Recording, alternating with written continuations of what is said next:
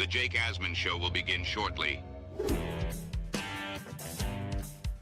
Thanks to all these great Patreon members who help support the show. Get your super chats ready. Jake will be here in just a moment. If you love the New York Jets, this is the place to be.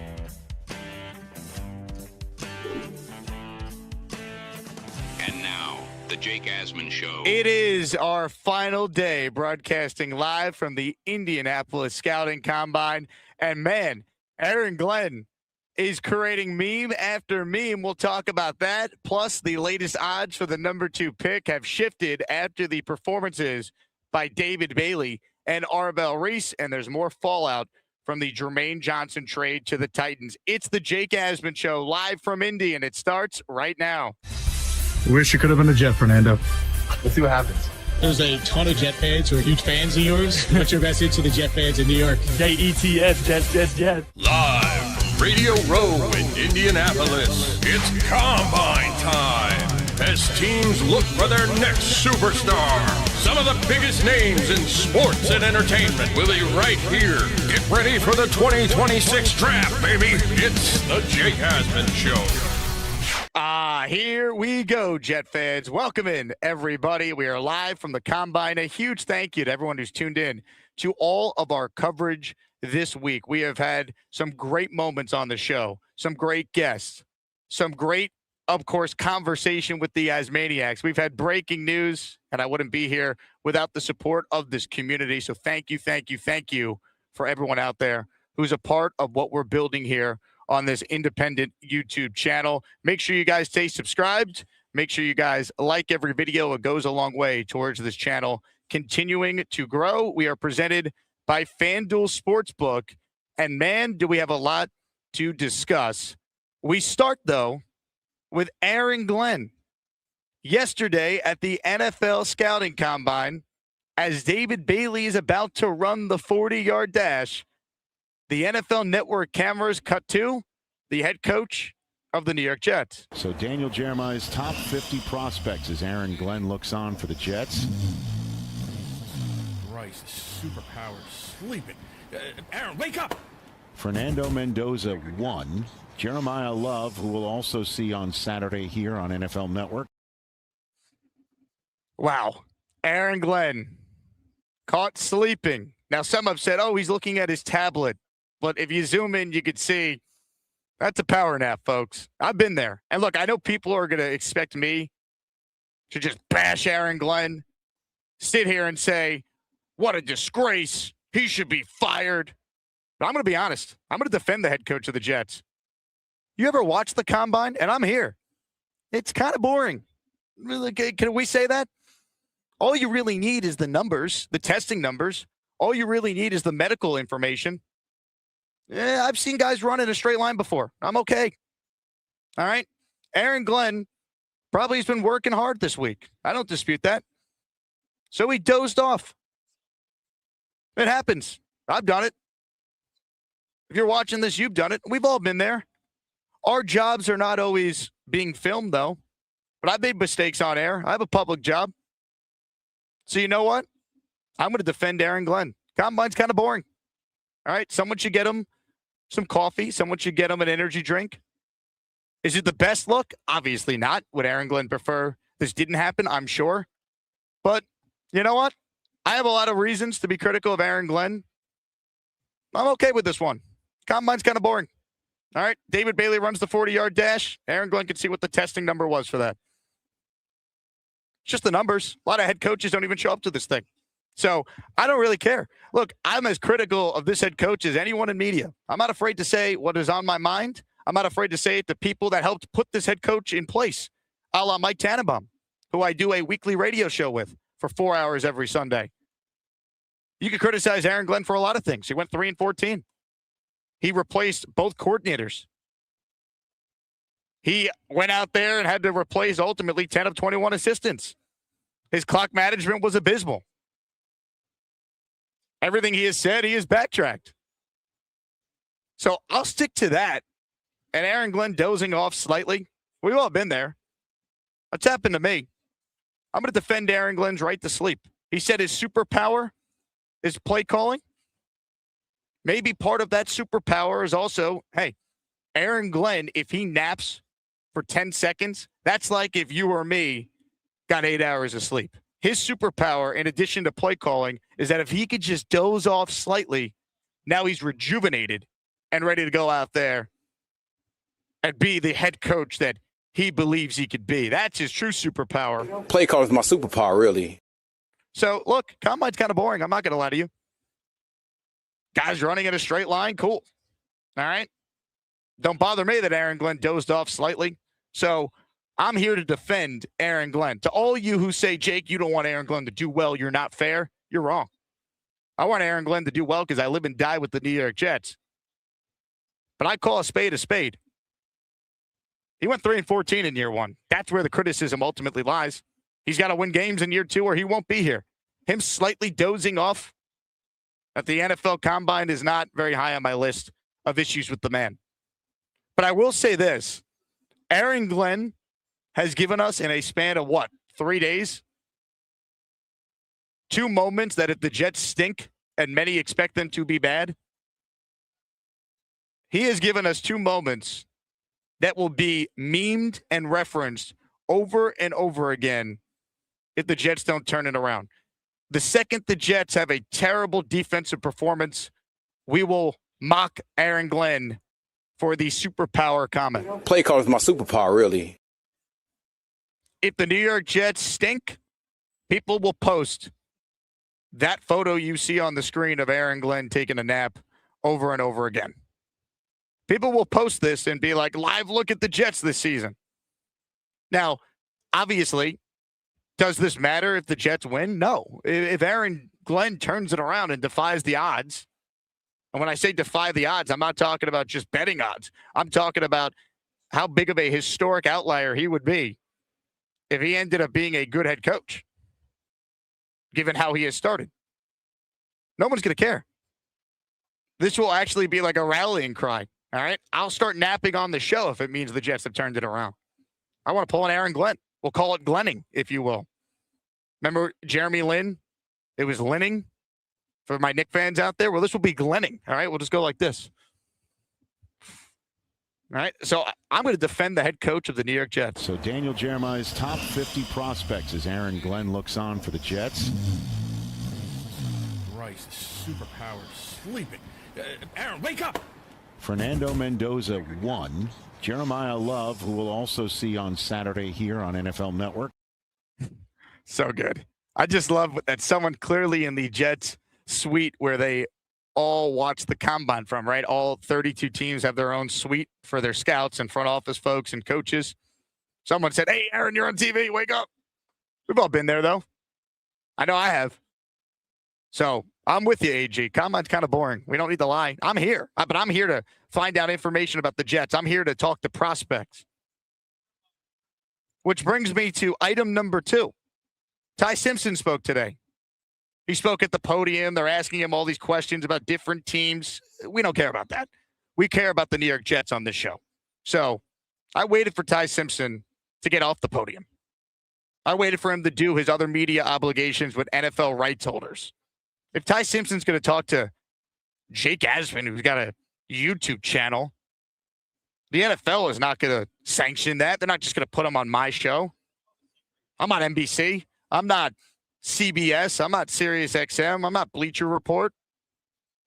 I'm just a guy who loves the Jets and talks about them. So you got to be creative. I waited for Tai Simpson to wrap up all his media obligations. As he was walking away, that's where I finally got my opportunity to talk to Tai about the things that truly matter. Whether or not the New York Jets could be drafting him in about 56 days. Hey, Tai, what was the Jet meeting like for you? It was cool. It was really cool. I got to talk to Frank Wright and Coach Glenn and those guys. We just got to work ball, and they're the best. So if I had the opportunity to play for them, it would be awesome. There's a ton of Jet fans who are huge fans of yours. What's your message to the Jet fans in New York? Jets, Jets, Jets, Jets. Jets, Jets, Jets, Jets. The first Jet chant from future Jet quarterback Tai Simpson. Jets, Jets, Jets, Jets. Maybe. Look, I also had a chance to talk with Tai in between a different media appearance, but the audio was not great. There were people in the way, so I didn't post it. But I asked him, hey, when you met with the Jets, did they put you on the whiteboard and have you break down some plays? And he said, Frank Reich did that.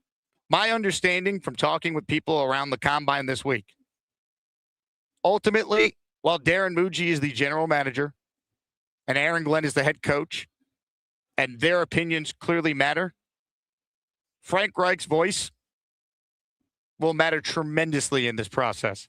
If they are drafting Tai Simpson, it's because Frank Reich is advocating for the Jets to make that move. If they're going to take a quarterback on day 2 or day 3, it's because Frank Reich is approving of that decision. This is not Aaron Glenn saying, well, Justin Fields was tough to game plan against, so that's why I signed him. This is not Aaron Glenn telling you, well, Justin Fields has never been able to play quarterback. We're going to let him do that with the Jets. Aaron Glenn struck out with Justin Fields. We don't really care for his opinion anymore. He did hire Frank Reich. A sign of a good coach is being able to surround yourself with people who know more than you on particular subjects where you need to gather information. The best leaders surround themselves, not with yes men, but surround themselves with people who can challenge their views and offer different perspectives, and you learn. And you never stop learning, and you trust experts and let them do their jobs. Frank Reich's voice will be gigantic throughout this process. I spoke with Chris Sims earlier. To me, it was my favorite interview of the whole week. I will play that conversation coming up, and you'll see it on the channel today. We talked about Frank Reich, and Sims broke down why he's a huge fan of Reich and why he's the perfect guy for the Jets to hopefully be able to lean on to determine whether or not Tai Simpson would be worth investing that level of draft capital into.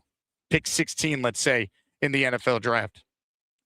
Frank Reich's voice matters more than Aaron Glenn's voice on the quarterback pick. I truly believe that. Obviously, Glenn's going to endorse what Reich believes. But this is not Glenn making the decision, right, or Tanner Engstrand. This is going to be a Frank Reich pick. And we have to hope that Frank Reich actually knows what he's doing, and the game has not passed him by. But I'll tell you what, I am more confident in Reich's evaluation of the quarterback than I am Aaron Glenn's. All right, because Aaron Glenn's, to me, is disqualified from weighing in on quarterback matters. You can't say what they said about Justin Fields and allow me to now sit back and be like, yep, you get to do it again. Now, Frank Reich and even Darren Muji, who did play quarterback in college before Kevin O'Connell beat him out to be the starting quarterback at San Diego State. And then I believe Muji changed positions for what it's worth. His voice matters more than Aaron Glenn's. Reich, Muji, Glenn would be number 3. He's disqualified after all the comments he made about Fields, including this one wasn't even about Fields. This was at the introductory press conference. What do you look for in a quarterback? Like, what's an Aaron Glenn quarterback? A winner. Let's do the opposite. Honestly, that's the only way I want Aaron Glenn's input. If he says, hey, I want Tai Simpson, then the Jets shouldn't take Tai Simpson. If he says, hey, I want Kyler Murray, the Jets shouldn't sign Kyler Murray. Do the opposite, right? Pull the George Costanza for my Seinfeld fans out there. Other than that, it should be all about Frank Reich, who, in my conversation with Tai Simpson, in the clip I played and in the conversation that I mentioned that I also had with him that wasn't recorded properly, Frank Reich was the one putting him on the board and walking him through different things. They're testing Ty's mind. And look, Tai is a guy that if he played another year in college and balled out, I think he'd clearly be a first-round pick. We wouldn't debate it. The issue is 15 starts. The issue is, can you develop if you're not playing, right? Everyone says he needs to develop. He needs to sit and learn, but, well, don't you got to play to learn as well? So I don't doubt Tai Simpson impressed the Jets when he met with them. I don't doubt that at all. He's a smart guy. He's the son of a coach. He played for Nick Saban. He knows what to say. Even in my interaction with him in the clip I just played, he was calm, cool, collected. He was confident. It's just a matter of, do the New York Jets want to make that investment number 16? Is it worth it? Can they afford to do it?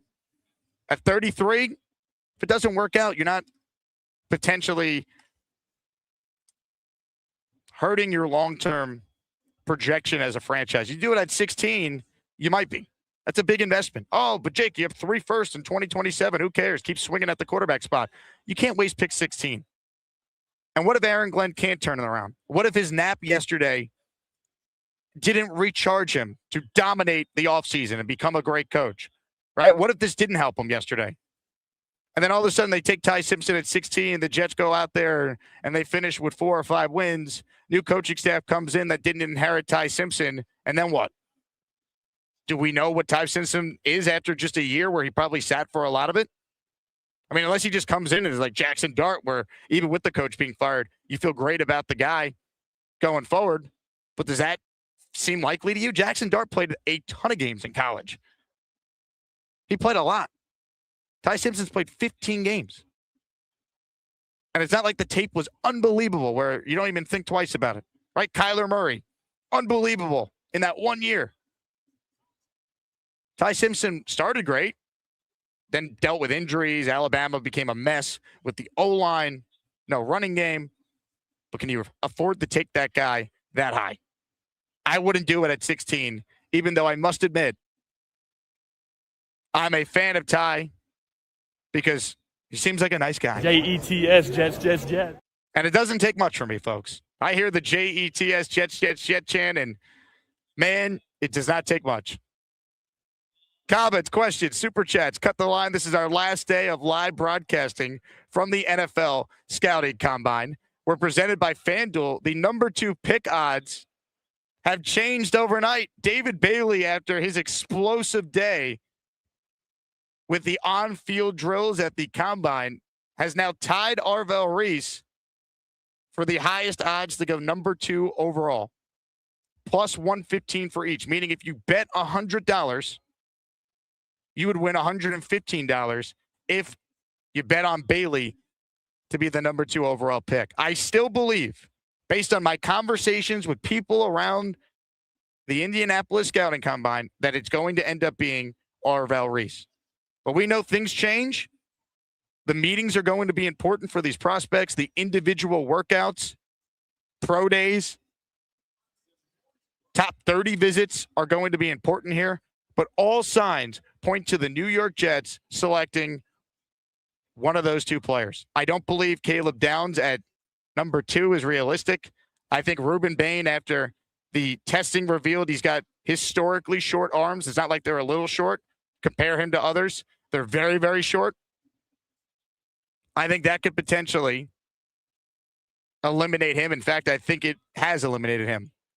So I think we're looking at a scenario where it will be either Arvell Reese or it will be David Bailey, one or the other. And maybe it's fitting that Glenn was doing the quick recharge yesterday as David Bailey was about to run his 40. Maybe it's meant to be. Those 2 will be connected now. Or maybe it's just going to be Arvell Reese because he's a freak. He's 20 years old, and he's only going to get bigger and stronger. And a lot of people feel he's the best player in this draft. Maybe. Just maybe. Comments, questions, super chats. We'll cut the line. So think about this. We've had Tai Simpson on the show this week. We've had Fernando Mendoza on the show this week. What show's getting you interviews with both of the top quarterbacks who could be, probably not in Mendoza's case, but in Simpson's case, could be Jets? Wish you could have been a Jet, Fernando. We'll see what happens.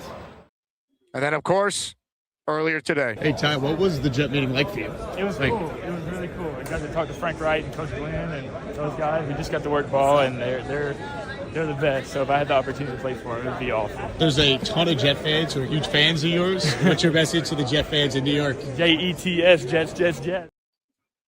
Jets. Jets, Jets, Jets. I'm sold. Or am I? But I do appreciate some good pandering there from Tai Simpson. Hit the like button if you're tuning in. I want to let people know this is our final live show. Tomorrow, we're going to do our weekly raffle. Because of my travel schedule today, we're not going to be able to do a second live show, but you're going to be loaded with never before seen interviews on the channel this afternoon to fill the void. So tomorrow I'm doing a special Saturday show, and we're going to raffle away the following items: Joe Namath signed helmet, Darrelle Revis signed helmet, and a Garrett Wilson signed football. And since we're only doing one long form live show today, all gifted memberships and super chats that qualify are double. So if you gift one membership, you really are gifting two, so to speak. You'll get 2 raffle tickets in our weekly raffle, and I'll give away a Jets jersey at the end of the show. We're talking Tai Simpson. He played QB at Alabama. So did Joe Namath. You want a Namath jersey, Jet fans? How about Joe Klecko, Curtis Martin, Wayne Corbett, Darrelle Revis, Nick Mangold, or Keyshawn Johnson? Those are your choices. Shout out to everyone who has been supporting the show year-round. This has been really cool to be here this week. We were at the Senior Bowl in Mobile. We were at the Super Bowl in San Fran. And here we are broadcasting our show from the Indianapolis Scouting Combine. Everyone give a rousing round of applause here to the great Art Stapleton, who's, to me, the best Giants beat reporter doing it. Even though I might work with Jordan Rodon and did Morning Drive with the man, it's obviously the great Art Stapleton. Nobody tell Jordan. Or tell him. Let's see how he reacts. Comments, questions, super chats. They cut the line. We're going to take your calls as well, so load them up. I want to remind people that the Asmaniac Madness Selection Sunday show is coming your way on Sunday. That's right, Sunday, 6 Eastern, the full bracket reveal.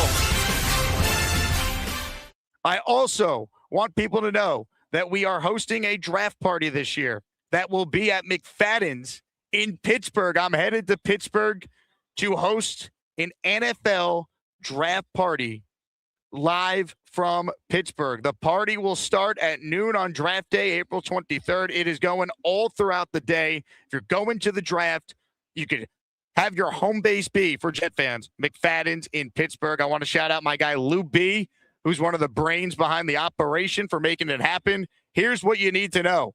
If you're a Jet fan, you need to get to Pittsburgh for this year's draft.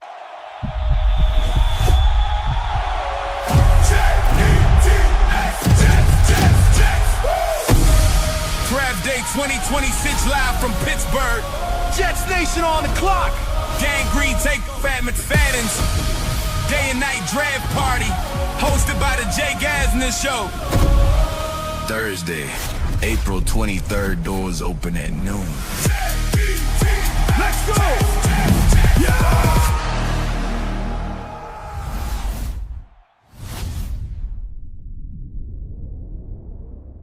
Let's go. Let's go, folks. As Maniacs, you got to show up.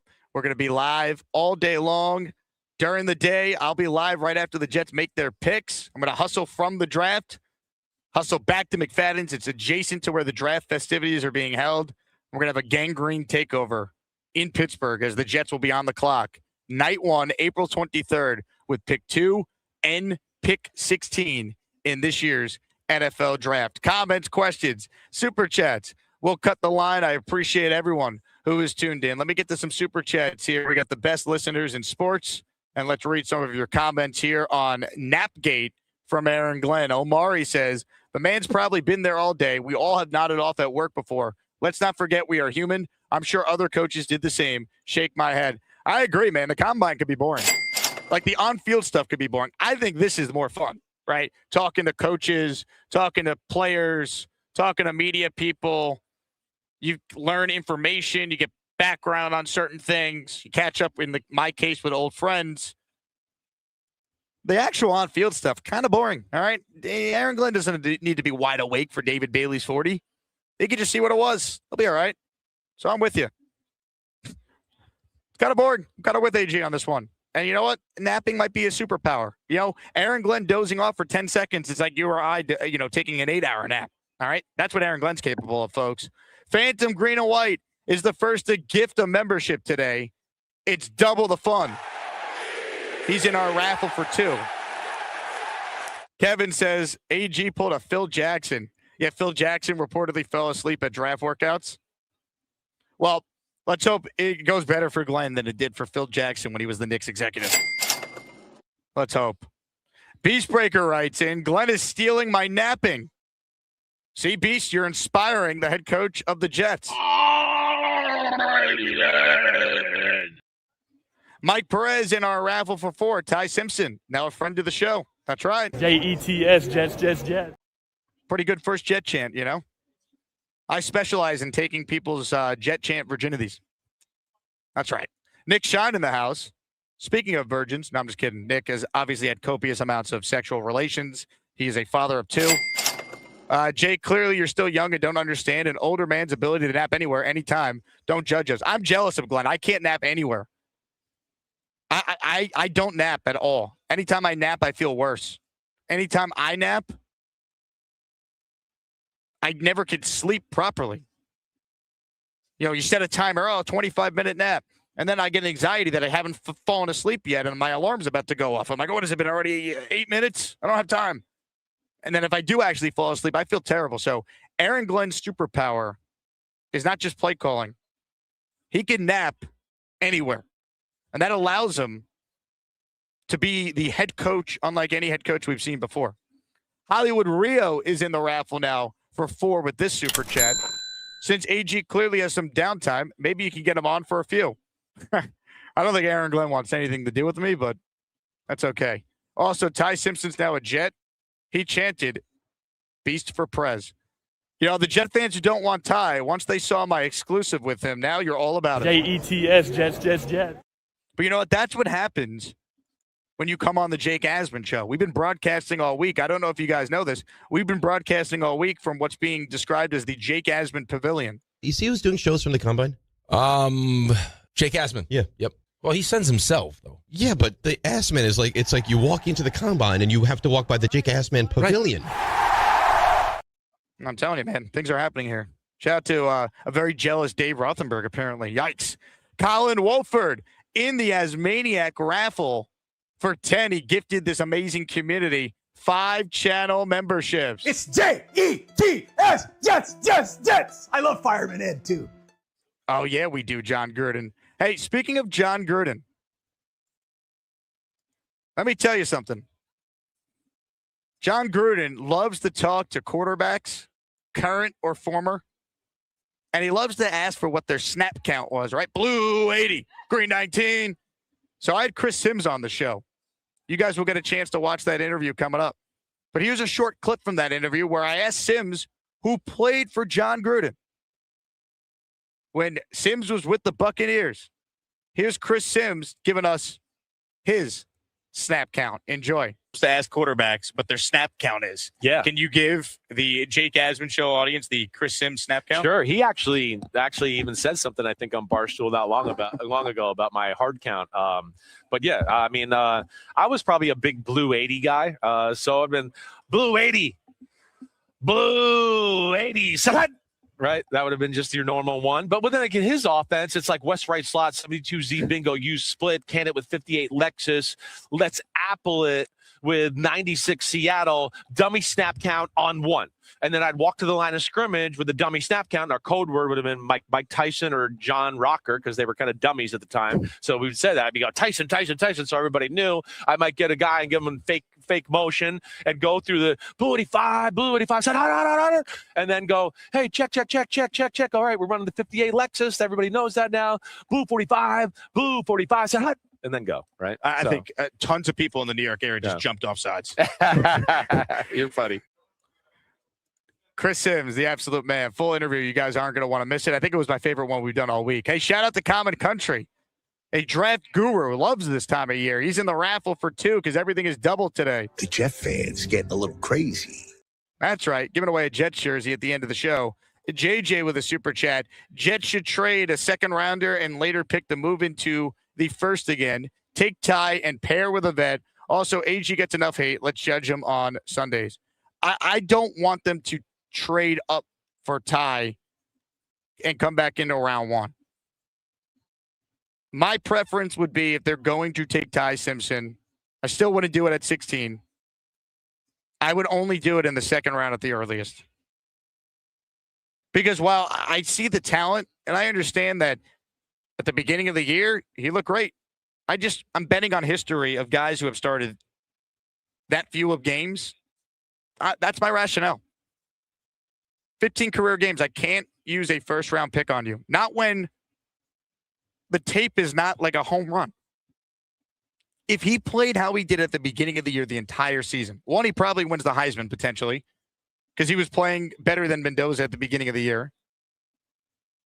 And two, I'd feel more comfortable taking that chance, but he didn't. So if I'm going to take Tai, the earliest I could take Tai Simpson would be a pick 33. And even then, I don't love it. Just being honest.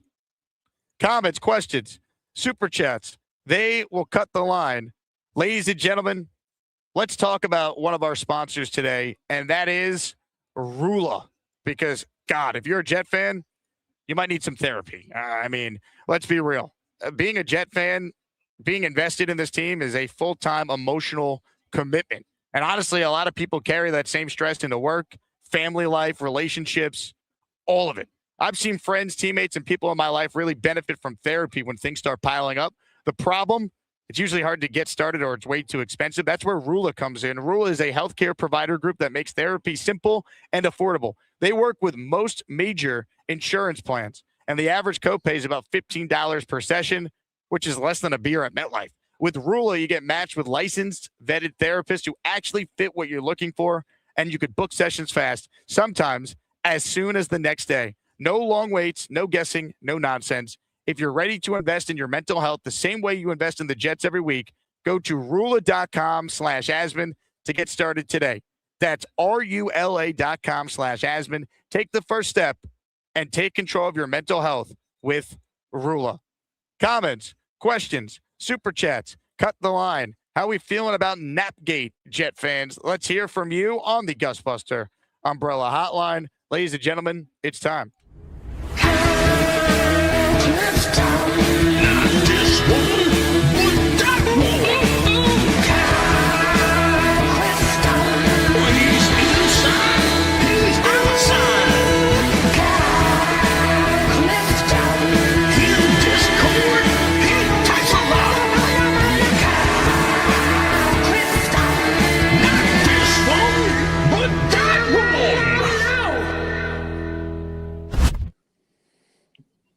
Before we get into why I think you're off base on Napgate, I'm going to just say, I got the fear of missing something when you're raising this draft party at McFadden's.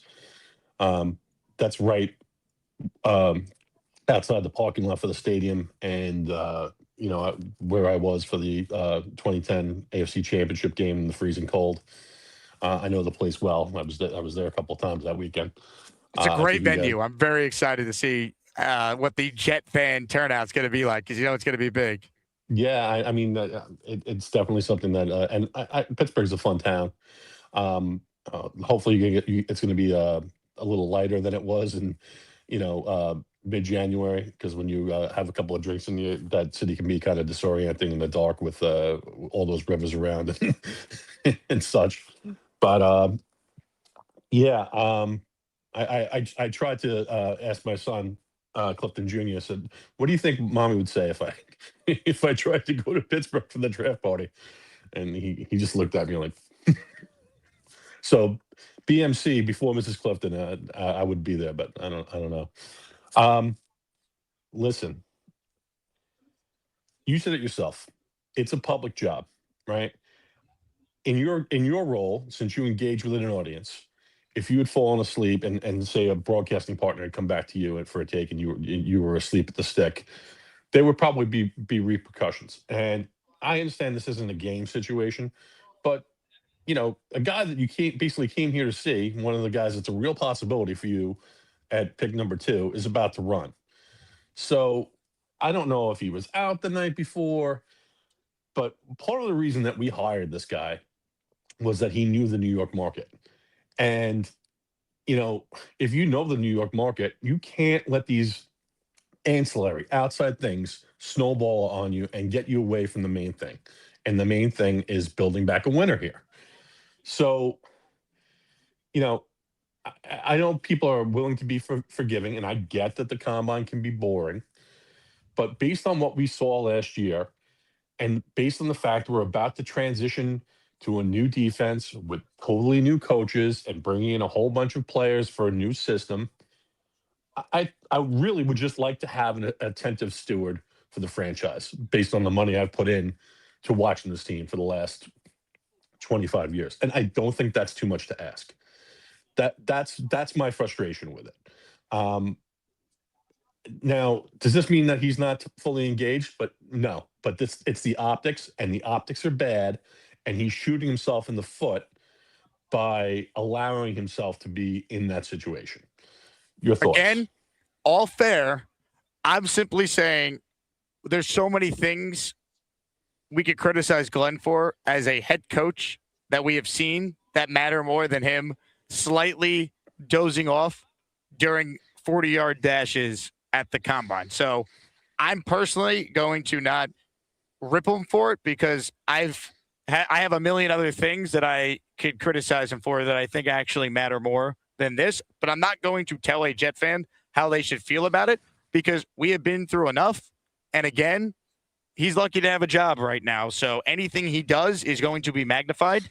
And obviously, optic-wise, it's not ideal. I'm just going to just say, you know what? It is what it is. We've all been there. I don't think it truly matters. So I try to keep my criticism to things that I think actually matter. And that's kind of where I'm at. So here's the thing. Like, if any of these NFC West coaches who have built a consistent winner and have been to Super Bowls and won them, or if Mike Tomlin were caught on camera, it's not a big deal, right? Because they have the street cred. For him, things are starting to snowball in a really negative light, and he's got to stop it. And I don't know how you do that. He's only human. I get it. Yeah, I get that it's boring, but he's got, this is the kind of stuff that, the fans are going to seize on. The media is going to seize on. Social media is definitely going to seize on it. And it can get away from you a little bit. And hey, Barbarossa says, what did you say? He dozed off. Very good, Barbarossa. I appreciate your time, Jake. Kyle, all fair. The way I look at it is there's so many things I could criticize Aaron Glenn for that actually matter, right? The coaches don't even show up to the NFL Combine a lot of times, or they're here for the interviews and then they leave. Again, I don't think Aaron Glenn's a good head coach. He's got to prove it. But I don't think he's the only one that dozed off. I just think it's unfortunate that he dozed off when he happened to be on camera. And again, here's how I look at it. Aaron Glenn's superpower is when he dozes off for 10 seconds, that's like you or I sleeping for 8 hours. I'm telling you. Ultimately, it doesn't matter beyond some of the things that do matter that I'm obviously harping on. So to those saying, oh, Jake's unfair to Glenn. No, man, I'm defending him. Now, I think the superhero comment was stupid. All right, I think it's a guy who's got a huge ego is seeing Darren Mucci get all this credit now and praise and being like, oh, yeah, well, my superpower is play calling. Like, he started that press conference. I watched it back last night just to make sure I comprehended everything I was hearing because, sometimes you're there in person and you don't process it the same way if you just watch it, on video. He started off contrite and owning the mistakes that he made in year one, said it will never happen again. But then he basically said, well, one of the biggest mistakes was not calling the defense. And it's like, well, at any point you could have stepped in. And I don't think Jet fans want to hear that your superpower is calling defense when, if we're being honest, he had one good defensive year in Detroit. One year where you'd say that was a really good season. The other years were not good. They were asking for Aaron Glenn to be fired in Detroit. And Dan Campbell stuck with him. That happened. So I think the superpower thing's a way bigger deal because you can't say that and now the Jets can't have a good defense. Right? Aaron Glenn essentially put himself on the chopping block or provided an outlet for him to potentially survive. And let me explain what I mean. Play call is my superpower, really. By saying that, he is now in a spot where if the defense actually performs, he gets all the credit for that. He could point to Woody Johnson in their meeting after the year, assuming he doesn't get fired in season because the Jets are trash. He could go to Woody and say, look, there was no way we were going to be able to be a playoff team without a quarterback. But what I did show you is I learned from my mistakes in year one. My clock management got better. My coaching staff hires were far improved. The defense was fixed because of me. I learned I needed to have a clear-cut vision. We're running the 3-4 that I ran in Detroit. And I deserve a third year because I won 7 games with a bridge quarterback. Now I deserve a chance to pick my guy. That's if the defense goes from 31st or 32nd, depending on what metric you want to look at, actually forces some turnovers. You know, this thing called an interception that actually happens more than a couple times. And that's like best case scenario. They win 7 games and you see real tangible things of improvement. And it's like they only won 7 because what did you really expect with Marcus Mariota or Derek Carr or Kirk Cousins, whoever, to be your bridge, given the schedule the Jets have, all that. Now, the other side of that is if the defense does not dramatically improve, it will be better, right? They have 4 picks in the top 44 and a ton of draft capital. The defense will be better. It can't be any worse. All right, they're clearly changing schemes now. T'Vondre Sweat, Harrison Phillips, Briggs. You have McDonald. They're going to add, I believe, Arvell Reese. Could be David Bailey, but I think it's going to be Reese. They'll sign some guys in free agency. Maybe they make a big move for Cam Curl or a different safety that's out there. They'll sign Anzalone and maybe another linebacker. They're going to be way better defensively. They are. They can't be any worse. But way better defensively. This is what drove me nuts with Glenn. When he was asked for the positives, and we all joke about the field goal blocking and how, big of a loser he looked for that comment. But what bothered me the most about Glenn was when he's like, well, we cut down on the penalties, penalty improvement.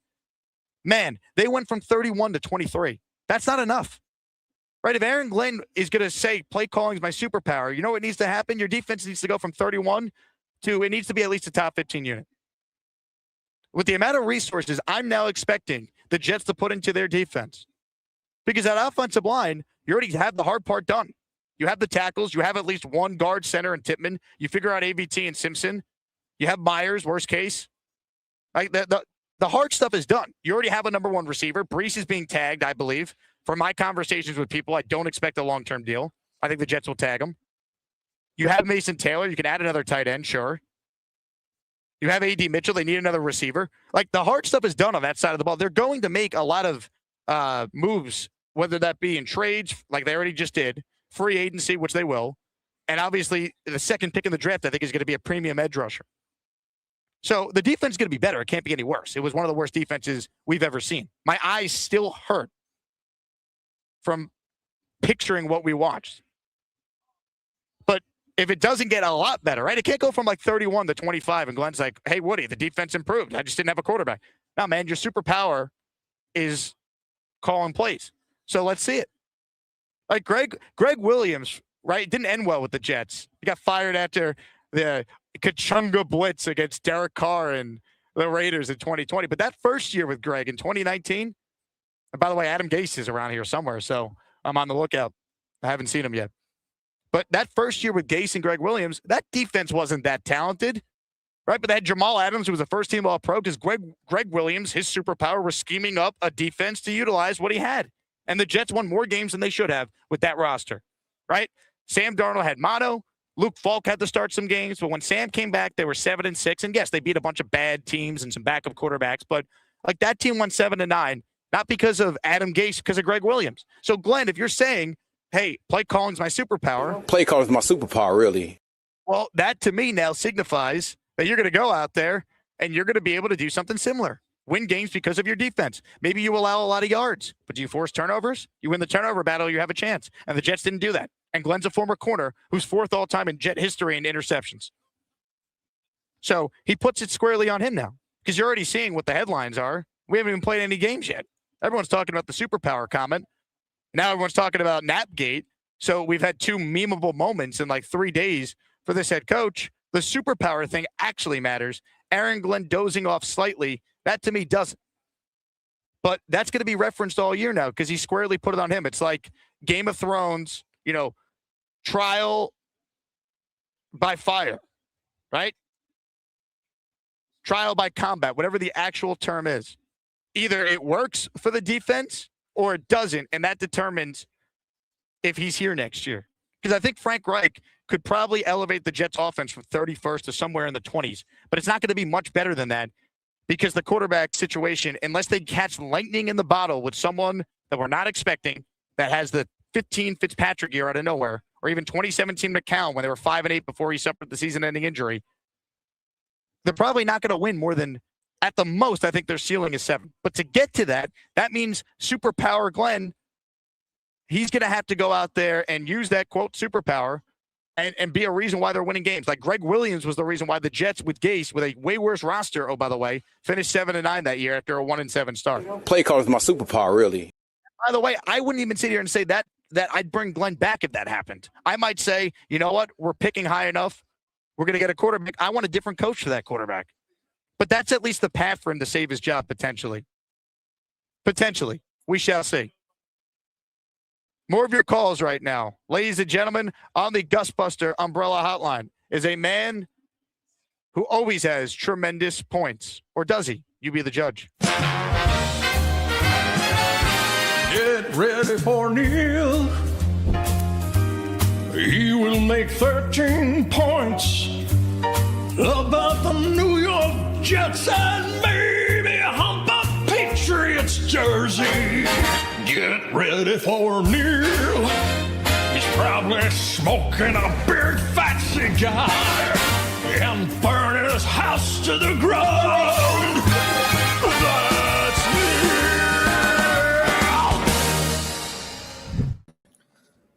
All right, Jake. It's coming down to March time when I'm finally waking up out of my stupor, my winter stupor, okay? Now it's time to really make some takes here that are going to excite it. Now, I made a take. There we go. Listen, I made a take about beefing up the defensive line. Obviously, the team listened to me, and we got Sweat now. Are we right on that one? To quote you, they got a big fatty. There you go, baby. Now we got a little fatty going, okay? That's number one. Number two, for $12 million a year, could Aaron Glenn get a little bit of a change up in his goddamn wardrobe? Every time I see this guy, he's got black pants, black shirt, black vest. What the you make $12 million a year. Put some green on, would you? You're a Jet coach. He looks better in green with that Superman outfit anyway. Black is one of their colors. Yeah, but all he wears is black, Jake. He's making $12 million a year. Look at his bacala with his eyes closed. He's wearing a team gear. He's wearing a Jet vest, is he not? I don't care. It's the same outfit every time. Again, now, there's a lot of things I'm critical of Aaron Glenn for. He could dress like Barney. I wouldn't care if he won games.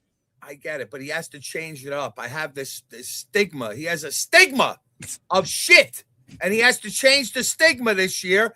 That means change it up. We go with new uniforms every couple of years to try to come out there with a new costume on. It's the same shit every year, but at least we change our costumes once in a while. Get a different look, Aaron.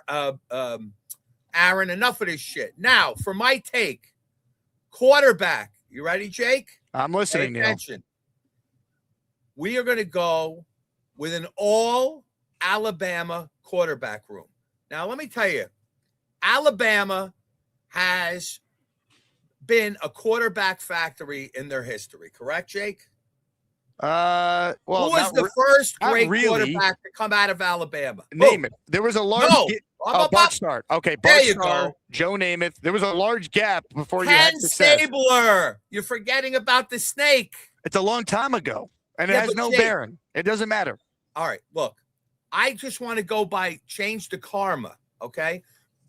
Bottom line is you had Stabler, Super Bowl winner. Bart Starr, Super Bowl winner, Hall of Fame. Namath, Super Bowl winner, Hall of Fame. The Samoan sniper, Tagovailoa. Tua got a playoff game for the Miami, did he not? Did he make the playoffs? Did go to the playoffs, sure. Okay, did Mac Jones go to the playoffs as a rookie? He did. Okay, Alabama quarterbacks are good. They get good college coaching. They always come out strong. Tai Simpson won me over. I'm in for Tai Simpson. How did he win you over? Because I got him. I asked him about the Jets, and he gave you a Jet chant. Not just that, Jake. Look, we have to take a flyer on a quarterback. That's not a flyer. That's the 16th overall pick potentially. That's not a flyer. A flyer is day 2 or day 3. Listen, we're not getting a superstar at 16. I don't give a shit who it is. How do you know that? Come on. How do you know we are? I don't, but what the percentages are, you're much more likely to find a damn good football player that's not a quarterback at 16 than you would a QB in that spot. But you're saying the magic word. We still need a quarterback. You can't still force have it. To take a swipe. I agree, but you don't do it at pick 16. Again, if God forbid this guy goes to some other team. Look, Bryce Young was the number 1 pick, right? 2 years ago? Yeah, 2023. The guy's 5'10". He looks like a tiny mouse. However, Alabama quarterback, he had a really good year last year. He looks like he's on the upswing. You do realize, though, Saban and his staff are not at Alabama anymore. So the Tai Simpson was there for Saban, but he never played for Nick Saban as a starter. He played for a different coaching staff. Did Mac Jones play for Saban? He did. Okay. I'm hearing this morning, Derek Carr might get $20 million to come out and play football for a team. Are you really want to pay Derek Carr $20 million? You really want to trade a second-round pick for Mac Jones? I don't think it's going to be a second-round pick. Well, if it is, I'm out. Because, again, Derek Carr for money, who cares? They have money. Jake, think about this quarterback room. Mac Jones. Now, let me ask you a third question. What is Tua going to get released, or what's going to happen with Tua? He probably gets released.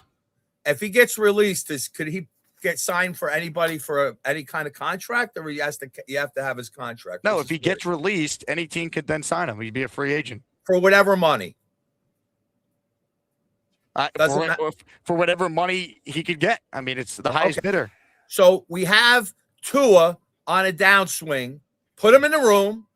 Tai Simpson in the room, and let's go get Mac Jones. So you want an Alabama quarterback room only because Joe Namath went there? No, Jake. Again, these are smart guys. They learn football the right way. Yeah, but their school doesn't necessarily matter in terms of that. Who cares?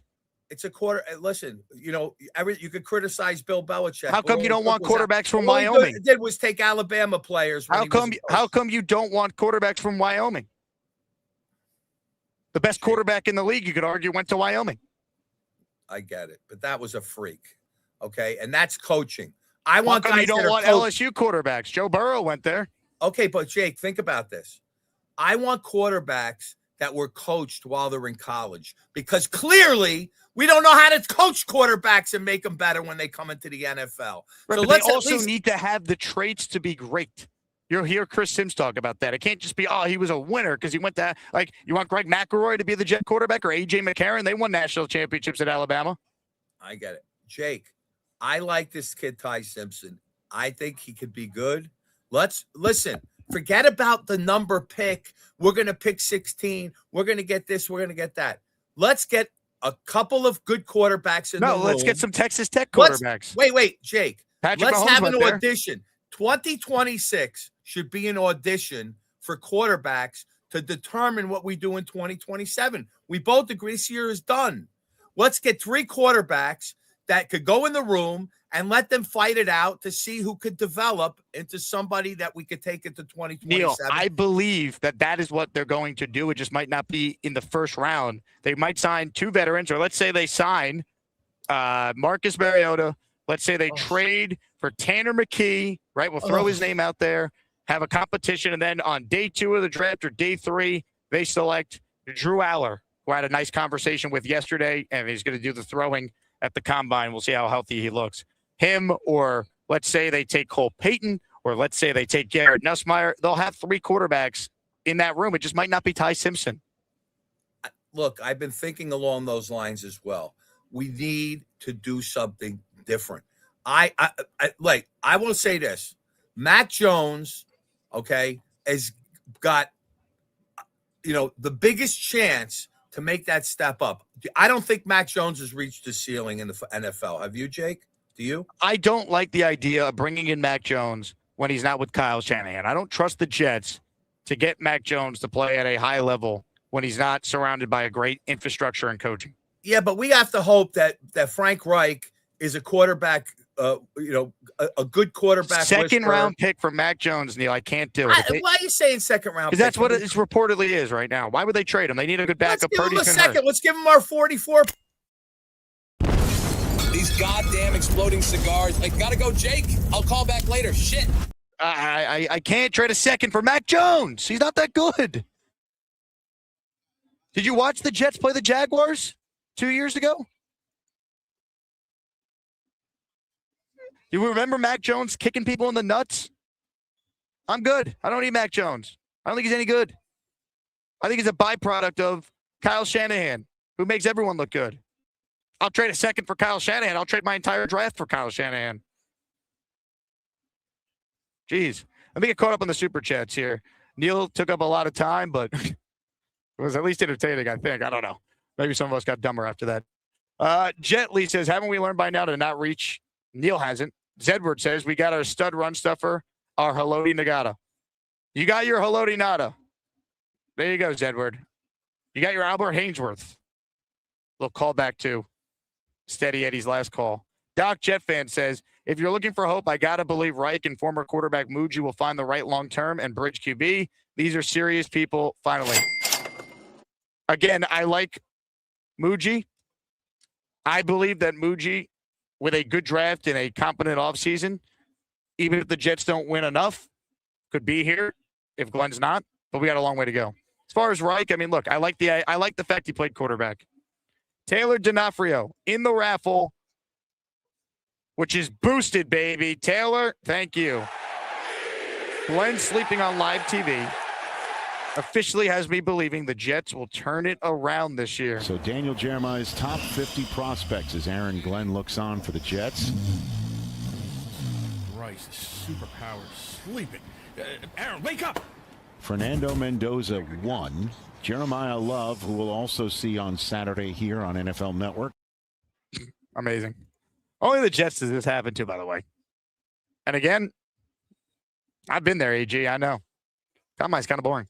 Felix Campos in the raffle for 10. Everything is double. One last live show from Indy.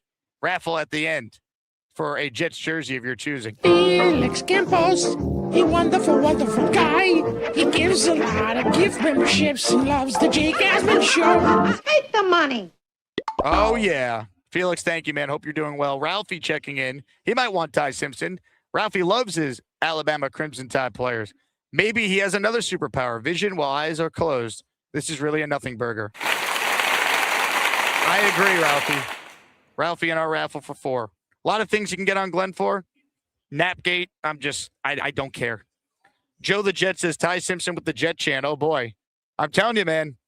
When I asked him about playing for the Jets, a lot of Jet fans already wanted him.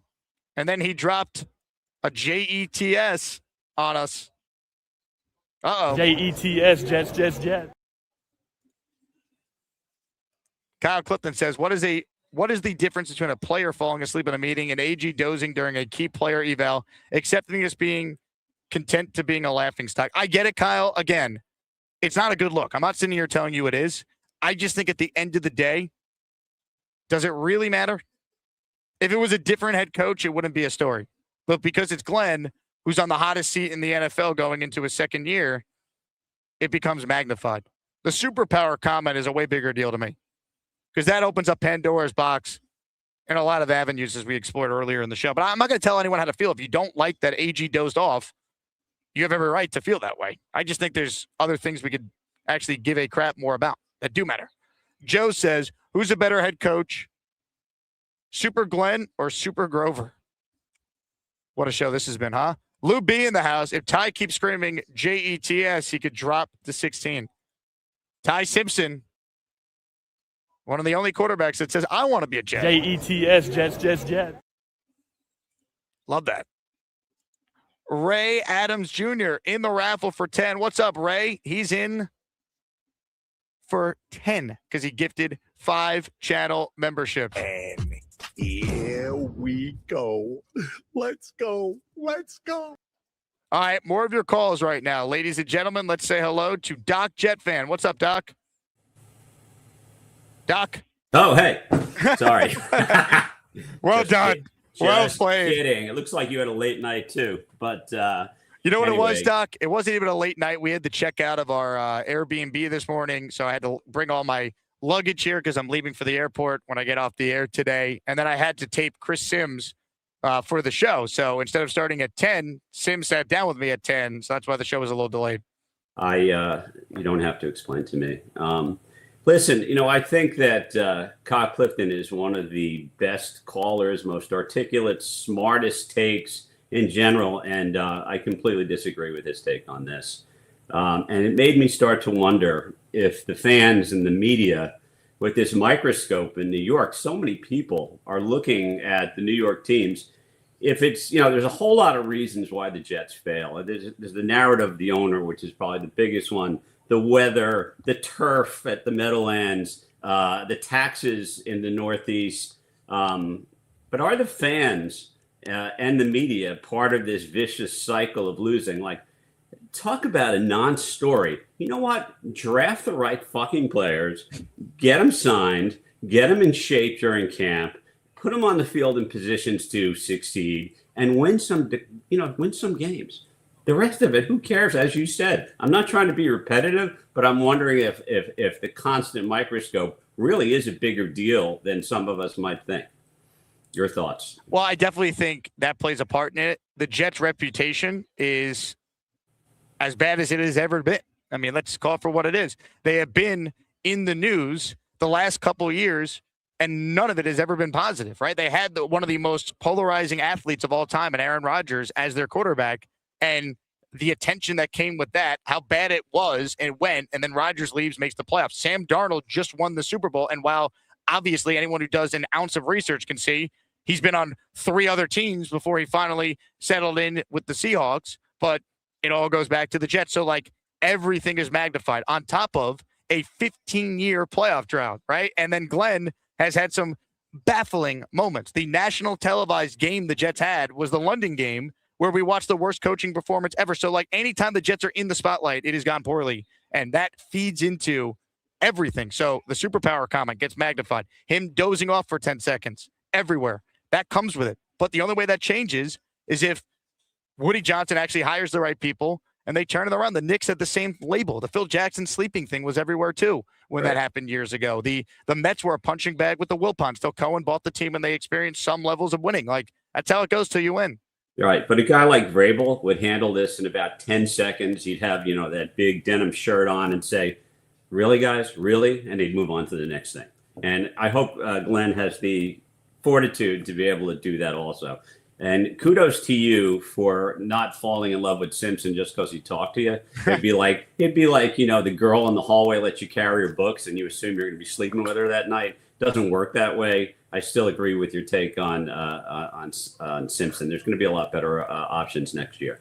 And by the way, do we need 11 picks? Can we take one of the like you said, the 44th pick and move up to 7 or 8 and come up with 2 All-Pros, whether it be Lemon or Styles or Downs?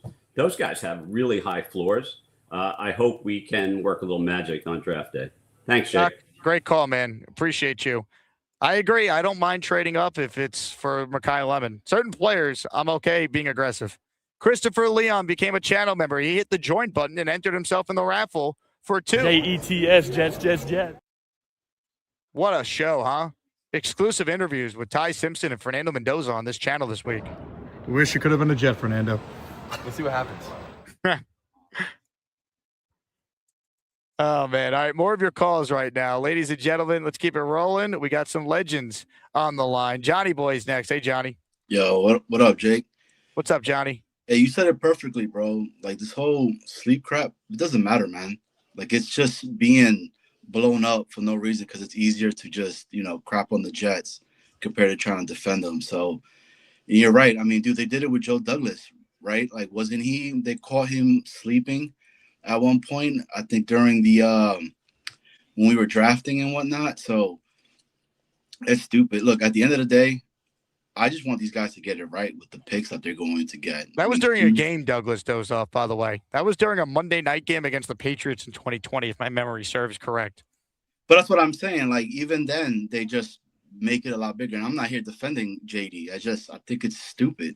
Like, and it doesn't really matter. Like, at the end of the day, I just want these cats to get it right. Dude, yesterday, with all of those players showing out with Reese, Styles, I mean, even some of the other guys do. Like, these linebackers, bro, are a lot faster than what they used to be. Like, there's cats that are coming out of, like, Texas Tech running a 4.5. Like, like when you were out there and you were seeing these things, right? Like, were you impressed by that, or like what other groups are you looking forward to seeing potentially? Look, I think the linebackers have shown out. There's no doubt. Sonny Styles, I think, is a supreme talent. I don't think I could take him at 2, though. I think that's still a little too high.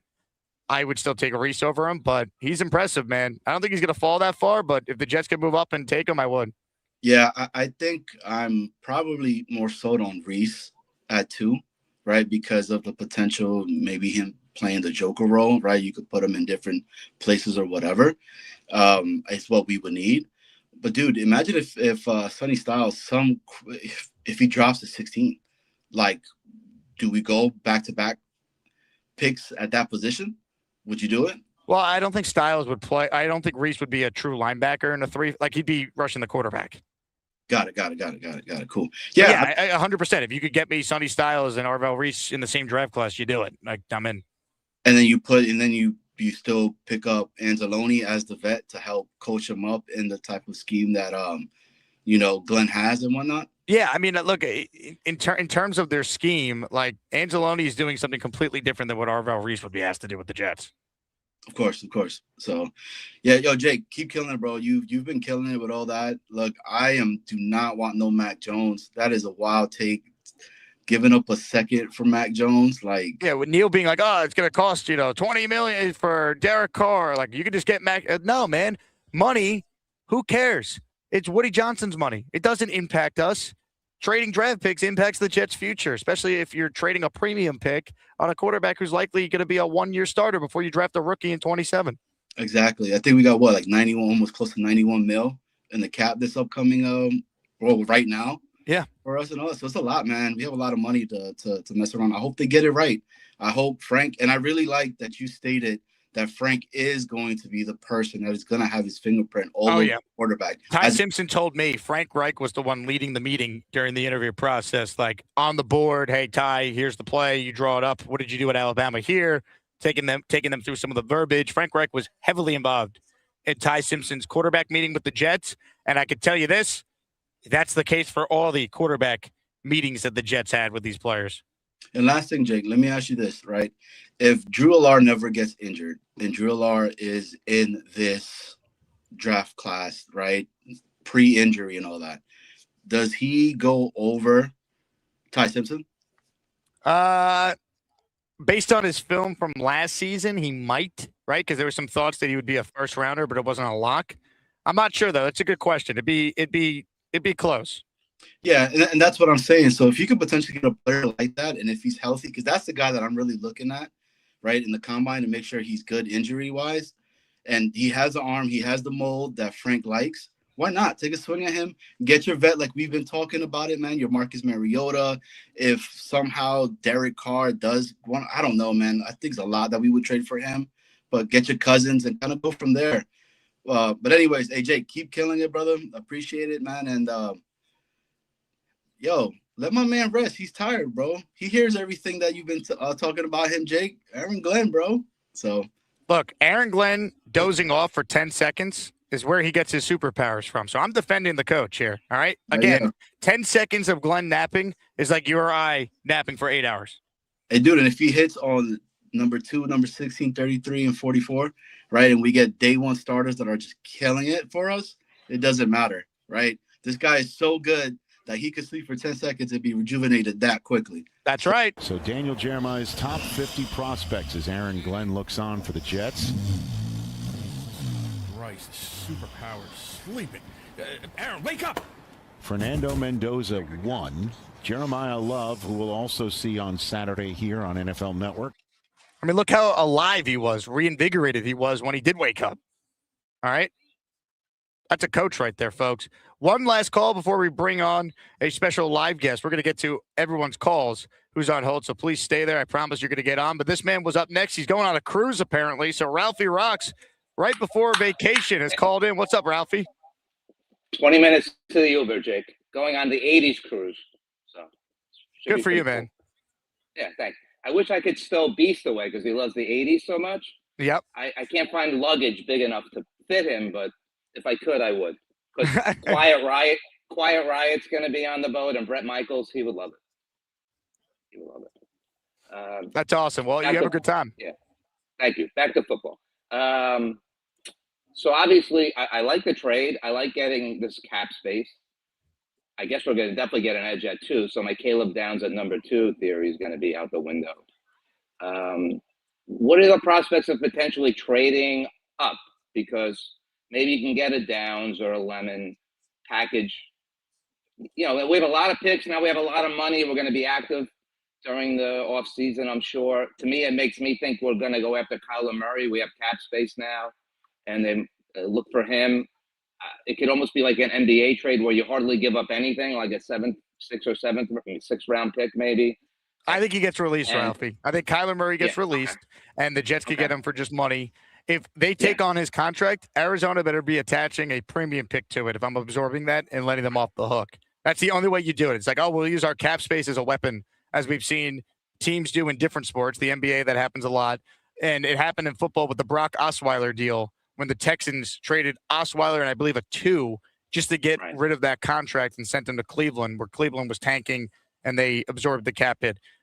Kyler Murray, I don't think is a fit for Frank Reich. But again, if he's costing you nothing, maybe it's a conversation they have. The other thing is, I mean, Simpson, I could only see like on the with our 33rd pick, maybe you move up to the back end of the first round and try to get him on the 5-year deal. But I would imagine the Rams will be all over him at some point with 2 picks, probably in the second, with their second pick. What's interesting is McVay has the only quarterback he's ever drafted since he's been with the team has been Stetson Bennett in the 4th round. So that's pretty interesting that they haven't gone for any other quarterbacks at all. But so he hasn't had to develop any young quarterback. I guess he had Goff, Stafford, but they need one. So I would imagine they'll be looking at him. The only Alabama guy I would like us to get is Caden Proctor, only because he screwed Allen twice. So that would be the only thing that I would like. Because he's the guy that Allen was like, that guy fucked me twice. He's talking about Caden Proctor, not going to Iowa Hawkeyes. Great memory. Alabama. Yeah. Great callback. I forgot about that. So let's get him with like the 33rd or the 40th pick, and then have him be Allen. I'll buy that jersey for Allen. I'll buy him a Proctor jersey. Love it. Well, you have yourself a great vacation, Thank Ralphie, you. all right? Speak to you in a week. You got it. Ralphie Rocks checking in before his 80s cruise. You know, let me bring up one thing he mentioned, trading up, right? I believe it was Omari Brown from U Stadium who made this point on our show this week. And I'm looking at it right now, and I think it's a great point. Washington picked 7 in this draft, 7th overall. They don't have a second-round pick. I believe they traded that to Houston in the Laramie Tunsil trade. They have a 3rd-round pick, which is pick 71. So the Commanders pick at 7 and 71. They then don't have a 4th-round pick and would not pick again until the 5th round, which is pick 145. The Commanders are coming off a nightmare season where they had a ton of injuries. They were an older team. It fell apart. They need to completely revamp their roster around what they hope is a healthy Jaden Daniels. So could the Jets call the commies and say, hey, we want to come up from 16 to 7. We're going to give you our pick 16, and we'll give you pick 44. I don't have the trade chart in front of me, but would that entice the Commanders? If I'm them, it would, right? 16 and 44. All of a sudden, Washington would have a plethora of picks to try and rebuild their team. They would then have 16. They then would have 44. They would have 71. Amazing. So think about that. Maybe that's an option for the Jets. Now, if the Jets love Sonny Styles or they love Mekhi Lemon and the Commanders are like, yeah, we'll trade with you, but we're only doing it if it's pick 33. So it would be 16 and 33 to come up to 7. Again, that's something you got to consider if you're the Jets. All right, here's what we're going to do. We're going to take a quick break. When we come back, we're going to be joined by a good friend of the show to get his final thoughts on Combine Week from a Jet perspective and, of course, get his take on the nap. Heard around the world, seen around the universe. We're back right after this. So Daniel Jeremiah's top 50 prospects as Aaron Glenn looks on for the Jets. Christ, superpowers sleeping. Aaron, wake up! Fernando Mendoza 1. Jeremiah Love, who we'll also see on Saturday here on NFL Network. So Daniel Jeremiah's top 50 prospects as Aaron Glenn looks on for the Jets. Christ, superpowers sleeping. Aaron, wake up! Fernando Mendoza 1. Jeremiah Love, who we'll also see on Saturday here on NFL Network. So Daniel Jeremiah's top 50 prospects as Aaron Glenn looks on for the Jets. Christ, superpowers sleeping. Aaron, wake up! Fernando Mendoza 1. Jeremiah Love, who we'll also see on Saturday here on NFL Network. We're back with Jets reporter Nick Faria. Nick, Napgate, your thoughts? Now people can hear you. Give us your thoughts on Napgate. Look, it's not that serious, number one. And number two, I have been looking at this video now for over a day. I've zoomed in, I've zoomed out, I've tried to see where everything is. It looks to me like he's looking at a tablet and he's looking at his phone and his eyes are just looking down. You see that a couple of times at the combine specifically where they're just looking down. I'm looking at the picture here. I'm not saying that the eyes are wide open. Come closer to me, by the way. No, that's fine. But it looks like, as I'm looking on the tablet, it looks like he's looking down. I can't tell. Yeah, but his eyes are clearly closed. It's funny. But it looks like the he's way looking he down, reacted is not how you react if you're not like quickly dozing off that that shock. We've all been there. No, I get that. But also, he was also looking around. I saw that as someone who was alert and understood what was going on. If he looked like groggy or anything like that, that's something different. It literally looked like he was just looking down at his tablet and he was trying to find where everything was. So you don't actually think he dozed off? No, I don't. Wow, I don't. You're such a Jet homer. The Jet homer. Yeah, good. Come on, You're man. trying to get in the good graces of Aaron Glenn. Oh, he wasn't napping. He was looking at his tablet. Well, He it was looked like he was napping. looking down. And again, I have no problem with it because the combine, it is boring. All right. The fun stuff is the rumors and the press conferences and catching up with old friends. It's a lot, of course. Watching David Bailey run in a straight line to get his 40 time, they could just tell Glenn what his 40 time was. So again, quote unquote, was he alert at the time? Because I thought people were saying he was up when David Bailey did his run. No. He was alerted. Hey, you're on TV. Wake up. Just as David Bailey was about to run. Oh my God, this is going to be just an absolute talking point for the next 3 months. This is the part of the NFL offseason where I just it means I don't think it's a big deal at all. I think the superpower comment is a way bigger deal because you're putting the target on your back. If it doesn't work, you're gone because you can't say it's my superpower and then the defense stinks. How can you call me a Jets homer if I yesterday said that he hasn't learned? He hasn't learned from his biggest mistake. Stay out of the media. These legitimate topics of just throwing stuff out there. Can I take it back? You're not a Jet homer. You're an Aaron Glenn bootlicker. Well, he's a bootlicker, Glenn Butt Slipper. Putting perfume on a pig and telling Jake to say he's a bootlicker, Aaron Glenn truther. Holding out a rope and trying to sell us on this shit show. Nick Faria trying to sell us on this bleep show. But again, it's not like I didn't sit here yesterday at around this time saying he hasn't learned from his mistake. He should just keep his mouth shut. There was no reason for him to talk about a superpower and put himself in the airwaves again and talk about himself in the headlines. These are the things he needs to improve on, and he clearly hasn't. So I wouldn't say bootlicker. I wouldn't say homer. I think it's just very clearly this is not something that is over the top, needs to be scrutinized as it has out in the city now. Here's the thing that you need to understand about Aaron Glenn. His dozing off for 10 seconds, that gave him the energy he needs to have his superpowers. Like Glenn dozing off for 10 seconds is like you or I getting an 8 hours full night of sleep. He's just ready to go. We're going to see him flying through the air in a couple hours. I'm just telling you, man. Good Lord. All right. The Sleepgate. Something else. Some other things I want to hit on with you. The Jets report card came out, or it was leaked, which you would expect.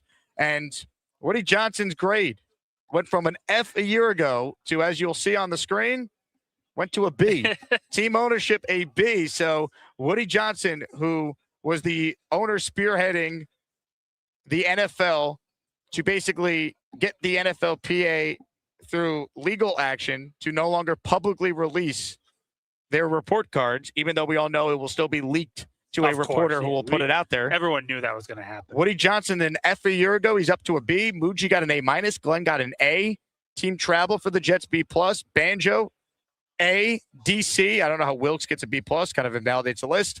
Offensive coordinator, B-. What do we do? How does Wilkes have a higher grade than Tanner? I mean, what are we doing? But it could mean a number of different things too. Like these are the grades based on communication, how they operate certain meeting rooms. It is not based on production and how they play on the field. This is purely a player list on how they feel the person is when it comes to communicating, taking into account the requests and sort of the comments that are made. I'm not sitting here defending that Wilkes is probably a B+ coordinator, but that's not what this list is saying. This is just merely saying that the players respected a guy like Steve Wilkes, respected a guy like Aaron Glenn. So I think part of this list we have to take into account. I mean, I'm hearing people that are like, "Oh, this list is bogus. It's bogus." We can't have it both ways here. We can't go after the Jets and heavily criticize them when they have terrible grades like they did last year, but then clearly have made incremental improvements, but then say that the list is bogus. Clearly, there are some improvements being made structurally. Well, but Woody Johnson Woody spent the fortune on a renovated locker room. But that's the thing. Like, he's clearly trying to improve in different aspects. But it doesn't matter to fans until it shows up on the win column. But to sit here and say that this list is bogus, I think is just disingenuous, because it just means that you're not really interested in seeing the team improve in certain aspects. You just want to see the team improve on the field, which is fair. But then don't sit here and call a list like this that it's purely player-run bogus like that.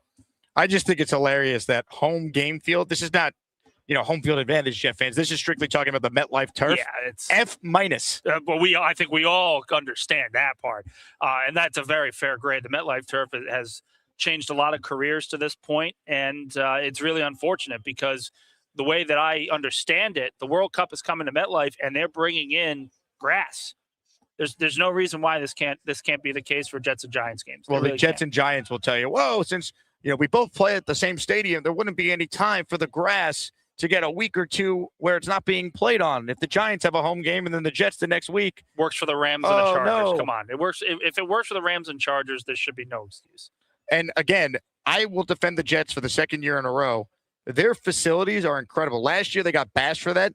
That to me was ridiculous. The Jets have state-of-the-art facilities. So it's such a great, like that, their entire office, the practice fields, everything about it. It is just a picture perfect. It's exactly what you want a team to have. So again, this is not me saying that everything is fixed for New York, but there were clearly structural issues that needed to be addressed, and Woody Johnson addressed them. This isn't to say that he's the best owner in football. This isn't to say that he's the worst owner in football. He's addressing some of these concerns, and if they start winning, then yes, the outlook of this team is going to change. Thinking is overrated. Look, thinking is overrated, Nick. All right. But a B for Woody Johnson. So shout out to Woody. Comments, questions, super chats. We'll cut the line. If you're tuning in, every membership is double. This is our last live show from the Combine. I'm doing a special Saturday show for the Asmaniac raffle. Sign Namath helmet, sign Revis helmet, sign Garrett Wilson football. Your chance to win all that. So make sure you enter. At end of the show, we will do a raffle for a jersey of your choosing. Keyshawn, Mangold, Revis, Corbett, Curtis Martin, Joe Klecko, Joe Namath are your choices. Let me shout out Ray Adams. Ray, I don't know if I already shouted you out. I might have. My brain is fried from being here. So, Ray, either way, this is you. Let's go. I need to Aaron Glenn nap it up.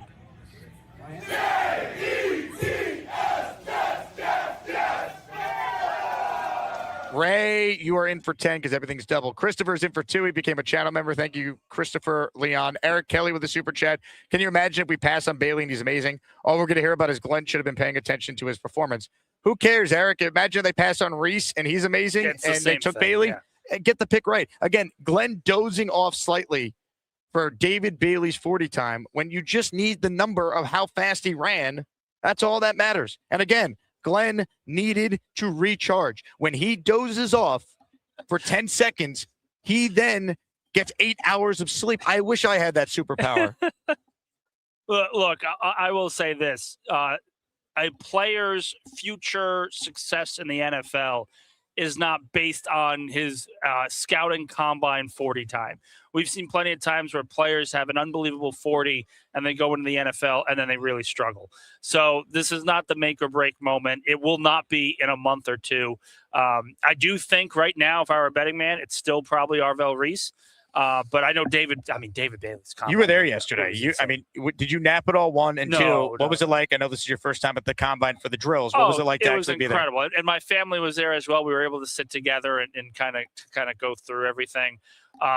Just watch each individual workout. And like I said, at the beginning of the week, my dad was huge into the combine. We'd sit and watch each individual player, each individual workout. We'd have a rec league basketball game. We'd come home, immediately put on the combine. So being able to experience this with my family as well has just been an amazing event. I wish I could stay the whole weekend, but I got work to do. So that's what happens. It's one of those things, though. You're in the stadium. You're on the lower mezzanine level. And you're watching these players go out, and really, to me, the one thing that stood out, players are so athletic now. Oh, my God. Well, Sonny Styles, man, wow. Sonny Styles is going to go top 5 just based on this combine. He was already a borderline top 10 player.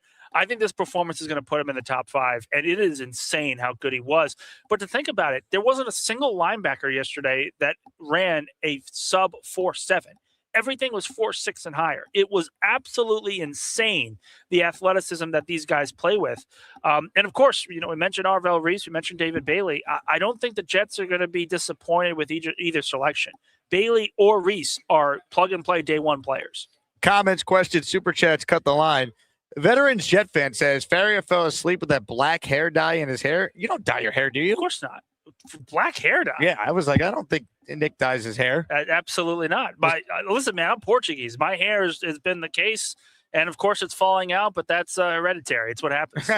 Comments, questions, super chats. We'll cut the line. Common Country checks in. He is in the raffle because $5 super chats today will get you in the raffle. It's our last show before the weekly raffle, which will be tomorrow. But we are going to give away a Jets jersey at the end here. Good job, Common Country. He writes in, have you heard any free agent rumors similar to that of Fields from last year? So last year, it felt like leaving Indy, everyone knew the Jets were going to go after Fields. It was like the worst kept secret. I must admit, I'm leaving Indy today, and I don't have strong conviction one way or another who the quarterback targets are going to be at this point, because I genuinely believe the Jets don't know yet. No, the Jets have no idea what they're going to do, and that's okay as Remember, well. Frank Reich got hired a lot later than other teams who had openings for coordinators got hired. So he's still probably getting up to speed on all the options. And the other thing is this. We don't know what's going to happen with Kyler Murray. He could be released in a week. I mean, we don't know what's going to happen with Tanner McKee if Philadelphia's actually going to be willing to trade him. We don't know what's going to happen to a lot of these guys. Quite frankly, the Jets don't know. And that's the thing. You're hearing rumor. We've heard rumors all week about every single player under the sun. I've heard Kyler. I've heard Tanner McKee. I've heard drafting Tai Simpson. I've heard trading up. I've heard trading down. They don't know. And that's perfectly okay, because last year they were hell-bent on getting Justin Fields, and it blew up in their face. They are being far more patient now on the open market, far more patient in the trade market. They're going to allow the market to come to them. And I think that is the smart thing to do within the next month or so. Comments, questions, super chats. We'll cut the line. Amanda Madison checks in. She's in the raffle now. Let's go. Can you hear me? Oh, we hear you. We see you. AG dozing off, so bad luck for the Jets, and it'll be mean to ton if the Jets have another embarrassing season. But for now, who cares? Safe travel home, Jake. Wow, very nice of you, Amanda. Again, Glenn, in a span of about 3 days, has given us an incredible amount of meme-worthy content. Play call is my superpower, really. Yes, between that and Napgate, if the Jets stink, yes, this will be used to make fun of the Jets, but this is going to follow him the rest of his career. If they struggle again and they move on from him, this is going to follow the superpower comment. This whole snafu, it is going to be following him for the rest of his career. And again, at the end of the day, if they win, it will be funny and we love it. Like Rex Ryan's "Let's go eat a goddamn snack" speech is legendary in Jet history. Why? Because they were good. They went to the AFC Championship game the year they did Hard Knocks, and it became like a legendary thing. Like that is the best case scenario. Sure. Is that Glenn, napping is like this provided the energy for him to be good. Well, but also there could very well be a case where the team sort of galvanizes towards Aaron Glenn. Very clearly, players like him. He was graded at an A from last year, so they appreciate the accountability. They appreciate the leadership style that he has. That's everything that I've heard from the locker room. And if he's able to come in and show improvement, and we talked about this, I think, a couple of days ago, Jake, what is improvement to the Jets? If they get to 7 wins and a majority of their losses are close one-score games, the product on the field is different. If they win 7 and the defense is a big reason why, a la what Salah did without the quarterback, then maybe he could survive. But that's also where quality of play also matters. If they're going in and they're losing games 16-12, 20-16, but they're in these games at the end, and you can clearly tell they just need their next future franchise quarterback, that changes the conversation around what Aaron Glenn can do. It changes the outlook of the franchise because it does take sometimes 2-3 years to get these things done. People want the Washington Commanders run where it's 1 year and you're already in the conference championship game. But what people don't tend to realize is what happens in year 2 and afterwards. You have a big first year.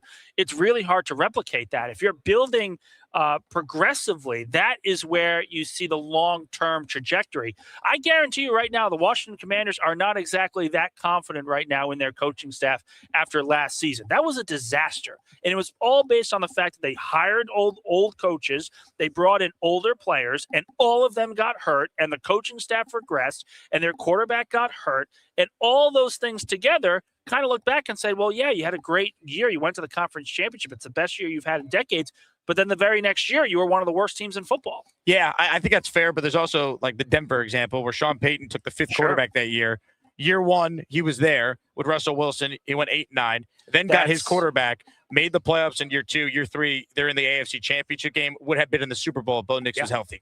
I think, look, that's also very fair, but you could also be somewhere in the middle. Well, the Texans 3 straight years made the playoffs. Year 2 of Dave Canales with the Panthers. Oh, David Tepper's the worst owner in sports now. Made the playoffs. The Panthers are another great example. The Panthers. You look at the Lions, where you have to. This is the big year. I am not arguing that Aaron Glenn has to have a massive jump. But my point is, if they look awful again, it can't be, well, he gets year 3 because, it takes time to turn things around. Completely agree. No, man. It doesn't take as much time as people are led to believe in the modern NFL to be good. I made it very Look clear. at the Patriots. I don't disagree with that. The Bears, Jacksonville, Trevor Lawrence was a bust until Liam Cohen showed up. I'm not arguing with any of that.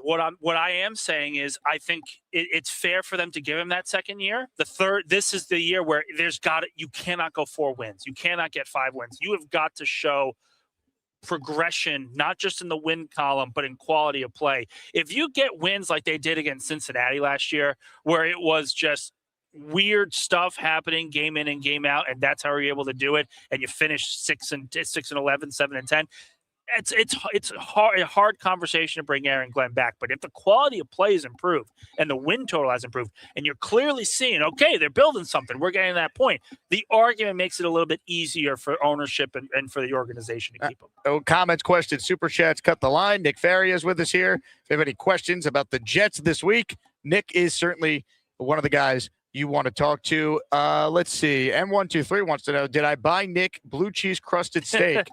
We didn't have the blue cheese crusted there. It's perfectly okay, man. We had a great steak dinner. That one, what was it, 2 days ago? I went home and collapsed. I had a great steak lunch yesterday. Yeah, well, good God. What an unbelievable turn of events. Just walking in. I got the strip. I received the ribeye. Can I get another one? It was for free. Unreal. Comments, questions, super chats. We'll cut the line. Tyrone Garcia in the house. He's in the raffle for 4. I work 10-hour days as a manager and drive 1 hour to work. I fall asleep in front of my computer at least 2 times a day.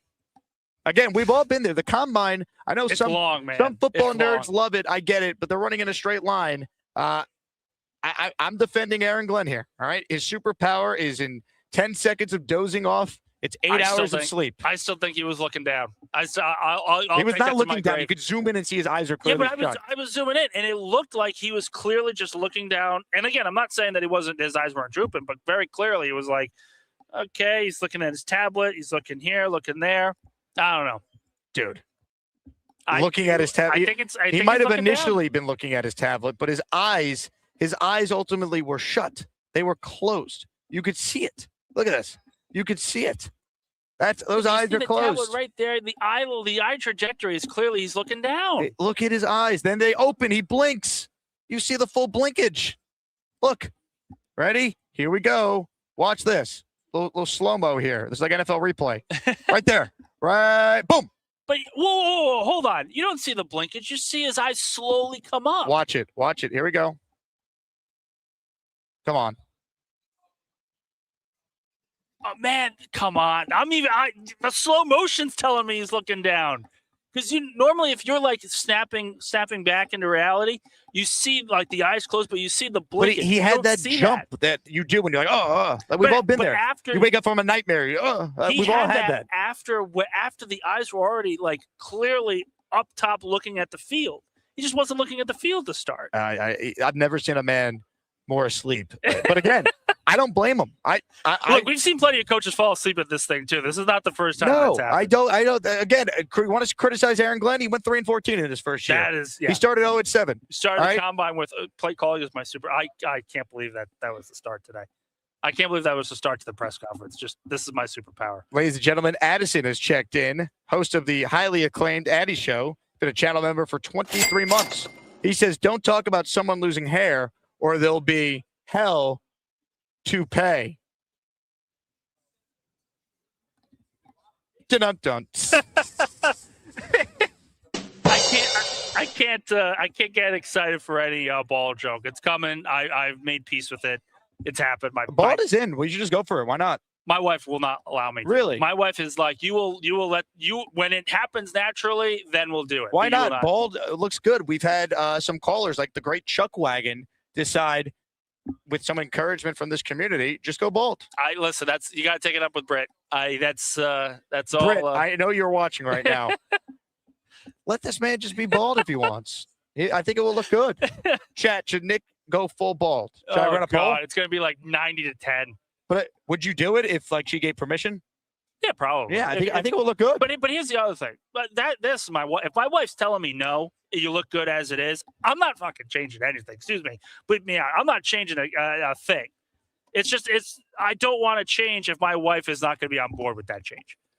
Comments, questions, super chats, cut the line. We're talking with Nick Faria here. Write in your questions. We got the raffle coming up. This is our one long show of the day. Nick, I don't know if you saw this, but I'm the only person who had the exclusive one-on-one with Tai Simpson discussing the New York Jets. Hey, Tai, what was the Jet meeting like for you? It was cool. It was really cool. I got to talk to Frank Wright and Coach Glenn and those guys. We just got to work ball, and they're the best. So if I had the opportunity to play for them, it would be awesome. There's a ton of Jet fans who are huge fans of yours. What's your message to the Jet fans in New York? Jets, Jets.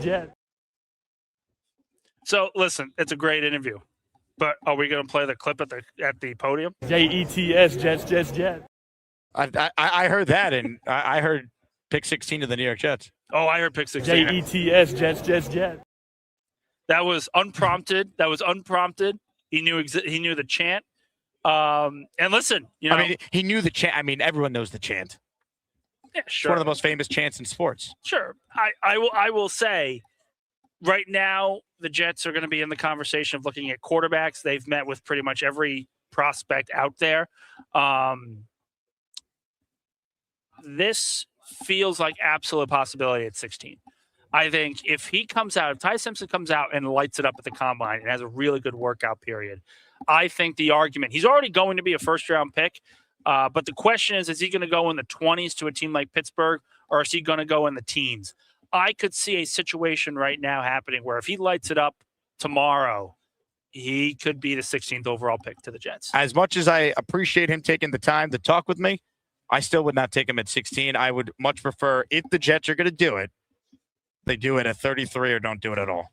But I think 44 in an ideal world. I think he'll be far gone by then, even well before 33. I don't think he's going to get by Pittsburgh if he gets to that point, because Pittsburgh needs an answer long term at the quarterback position.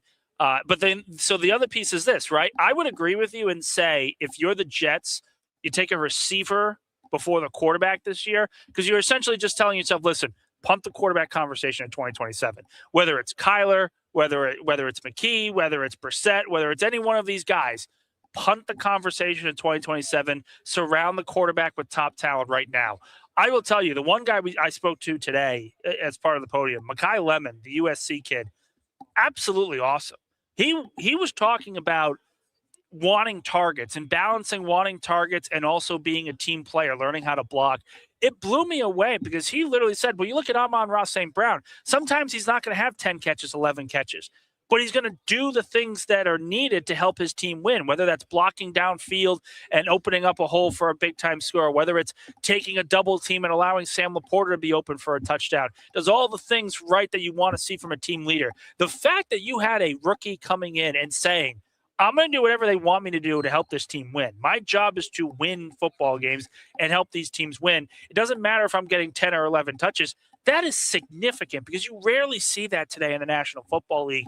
So Mekhi Lemon to me is someone probably at 16 right now. I know he's been mocked a couple of times. If you're the Jets and you're deciding between Lemon and someone like Simpson, I think you have to take Lemon at this point. Well, Lemon, I don't think will be there at 16. If he is, you run the card in. Yeah, there are people that have him as their number one wide receiver. I believe Jeremiah has him number one. Cardinal Tate, though, is good. I think he's going to be the number one receiver. There's going to be these receivers this year are very talented. It is not like the 2024 class, but it is supremely talented across the board. You could see a situation where Lemon's the first receiver off. I could see a situation where he's third because it depends on Tyson's measurables, what he looks like in terms of the combine, what happens with him and his health. So there's still a lot of questions that need to be answered, but I do think there's a path for him being there at 16. Comments, questions, super chats. We'll cut the line. I'm seeing my Tai Simpson video is blown up. Barstool shared it. Whistle, U Stadium shared it. This thing is everywhere, man. Tai Simpson. It happens, man. His jet champ virginity has officially been taken. Could you imagine if he gets drafted at 16 and he gets this team to like 8-9 wins? I mean, the thing is, if you take him at 16, when does he actually get in and play? Oh, yeah. I don't think you should play him this year, but even still, just the. But there's idea. people like Chris Sims who tell me, look, he needs to play. Like I believe as a former quarterback, the only way you get better is by playing. That's a gamble. If he's ready to play. Well, if Jackson Dart was ready to play, everyone said he needed a year. Russell Wilson was ready to play too. These guys that everyone thought wouldn't be ready, and then comes out, and all suddenly they're the best quarterback of their class, or one of the best in that case. So yeah, listen. It happens either or. You have the Patrick Mahomes type where they sit a year and it works out beautifully for them because you allow them to just learn the game on the sidelines. You also have the Josh Allens of the world where you just throw them out in the fire and they really struggle, but then they learn from those mistakes and they get incrementally better. There's no proven science to this. It's just a matter of wherever the Jets go at the quarterback position, they need to make sure the offensive line is protected and making sure that they're healthy and they have enough depth in there to survive. And then also the receiving room is good enough to supply this quarterback with plenty of weapons. Comments, questions, super chats. We'll cut the line. All right, last question for you, Nick.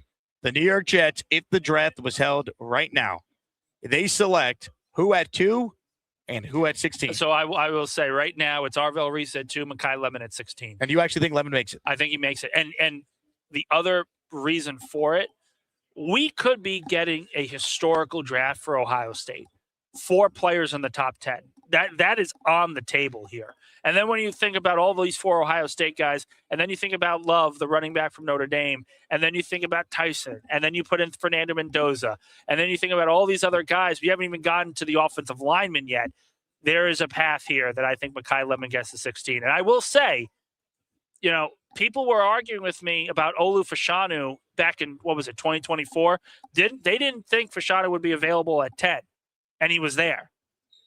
These things are tricky because you're trying to project where certain teams are going to be after before free agency starts. So we've got a long way to go before we can really analyze where each team is going to go.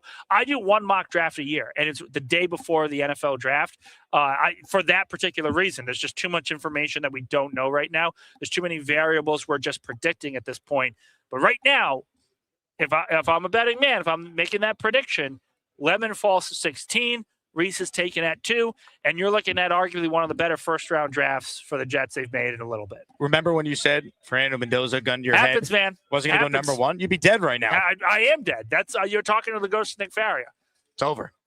How excited are you? You don't have to drive 14 hours back. You get to get on a normal flight, hopefully on time today. Knock on wood, normal flight.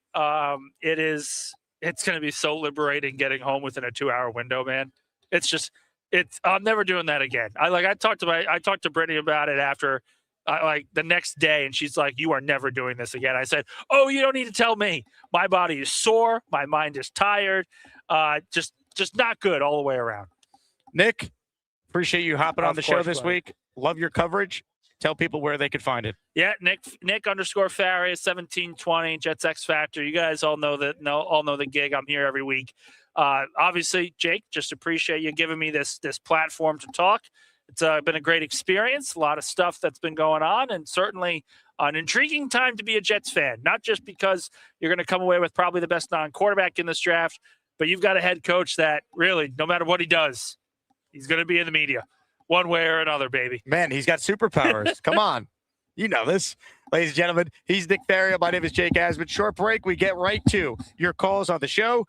Keep it right here. If you're on hold, we're coming to you. Like the video, subscribe to the channel. Join the Patreon, by the way. We got only 2 days left in February. If you want your name added to the intro, sign up. We're going to be right back shortly after these words. Hit it. So your wife has never worn a bikini at the beach or on vacation somewhere? Hell no. His belief that women should not wear bikinis, and even push for a no shirt, no shoes, no calls policy instituted on the show. Is this indecent for you? That is vile. That is disgusting. Morbidly obese grown man who lives in an attic with his guinea pig. We're not smart like you. As PBM continues his rehabilitation, it became clear that he was getting chewed out by his beautiful purple belt wife. Literally have zero help me. Uh-oh. Oh, God. Sounds like some conflict going on in the PBM household. Oh, PBM. Who accused him of not washing the potatoes for dinner and being labeled as zero help. I'm on the way home from the doctor. Can you wash the potatoes for dinner? I didn't see it. It's like a whole procedure. He's getting bowls down. Like, why do you need a bowl to wash the potatoes? Purple belt wife, everybody. Instead of Mrs. PBM, purple belt wife. That's the new Purple name belt right wife. there. Purple belt wife, she's the dark knight. She has a lazy husband who forgets to clean potatoes. Maybe someday she'll get some help, but now she's just a purple belt wife. Purple belt wife, she might not be purple, but she can kick her husband's ass. Purple belt wife is driving me home, being good. Did you just say I'm being good? Yeah. Fuck am I saying? I'm in love with Mary Jane. I'm going to have a little fun. It's called Woo! What happened with your date? I thought I got effed over. She wanted something, and I wasn't falling for that.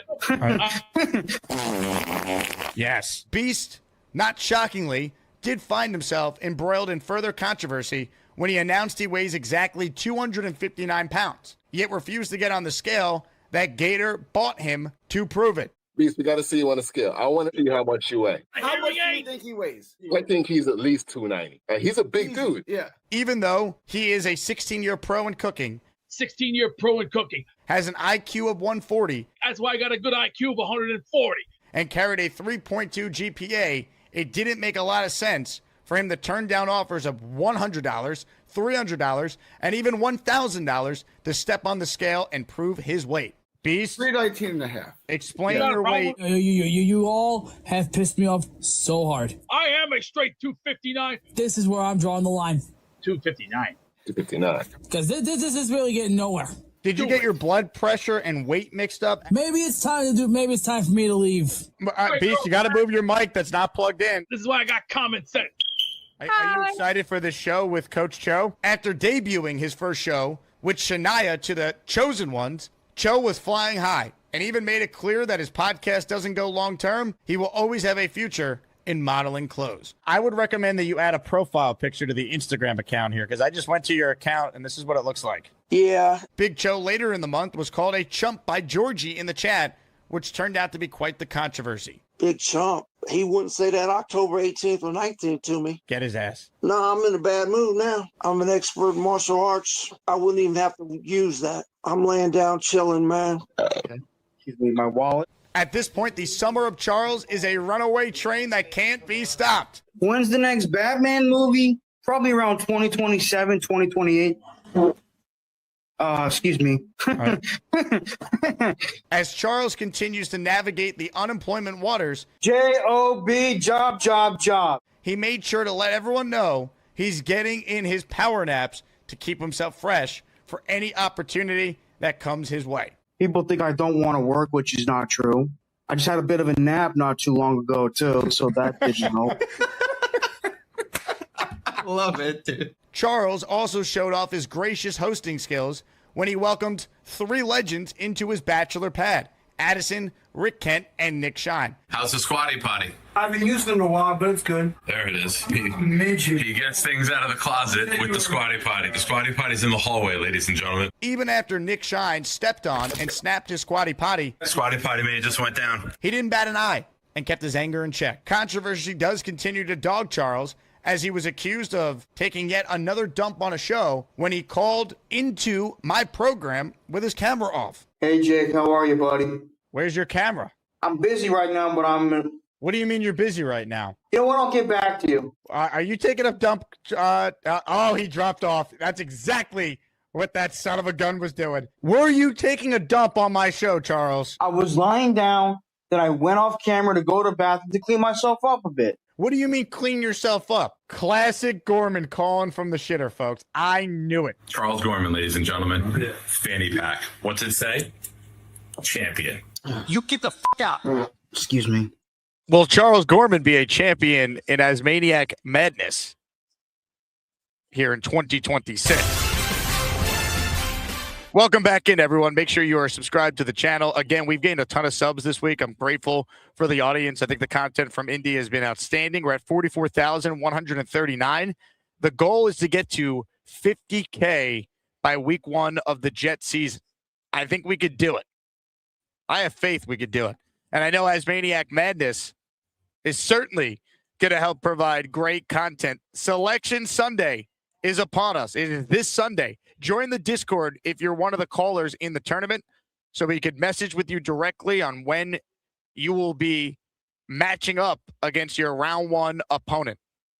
Ladies and gentlemen, it is going to be an epic, epic tournament. And this Sunday at 6 Eastern is the Asmaniac Madness bracket reveal.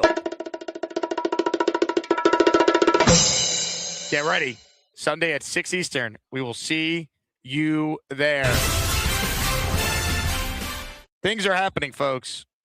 Things are happening. Going to get to your remaining calls here.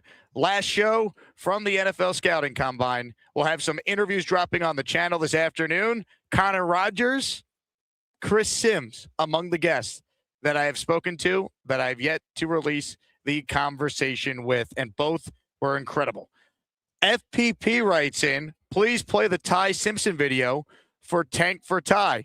Well, Tank for Tai is in the chat. He's seen the video. He gifted a membership because he loved the video so much. His guy. Hey, Ty, what was the Jet meeting like for you? It was cool. It was really cool. I got to talk to Frank Wright and Coach Glenn and those guys. We just got to work ball, and they're the best. So if I had the opportunity to play for them, it would be awesome. There's a ton of Jet fans who are huge fans of yours. What's your message to the Jet fans in New York? Jets, Jets, Jets, Jets. Oh, baby. Good job, Ty. Good job. Excellent pandering. Ladies and gentlemen, more of your calls as we broadcast live from the Jake Asman Pavilion here at Radio Row. You see who's doing shows from the Combine? Jake Asman. Yeah. Yep. Well, he sends himself, though. Yeah, but the Asman is like, it's like you walk into the Combine and you have to walk by the Jake Asman Pavilion. Right. What a pavilion it is, I might say. More of your calls, shall we? Ladies and gentlemen, there's a man on the line who usually hates everything the Jets do. So I'm fascinated to see how he's feeling about the state of affairs for the Jets following Napgate, following Superpower Gate, and, of course, the big trade yesterday. Ladies and gentlemen, it's time. I'm Black Gypsy. I'm here to set all you delusional Jets fans straight. Your takes make me want to punch you in the face. Or kick you in the crotch. When this team sucks, they suck. I'm Black Gypsy. I'm Black Gypsy. I'm Black Gypsy. I'm Black Gypsy. Jake. Hello, Mr. Gypsy. So much to say. One, I would love to battle Frankie V or Nick Faria, because Nick Faria just double talks out his ass, bro. He'll look at something and then say something totally different. Like, yeah, we both see what we're seeing with our eyes. Like, I didn't miss what we just saw. He was obviously sleeping. He was asleep, bro. There was no question that he jumped up and then looked around. You were sleeping, bro. That's that. All right, so Glenn is doing his best Rex. If you notice, he's doing what Rex did, but his version of it.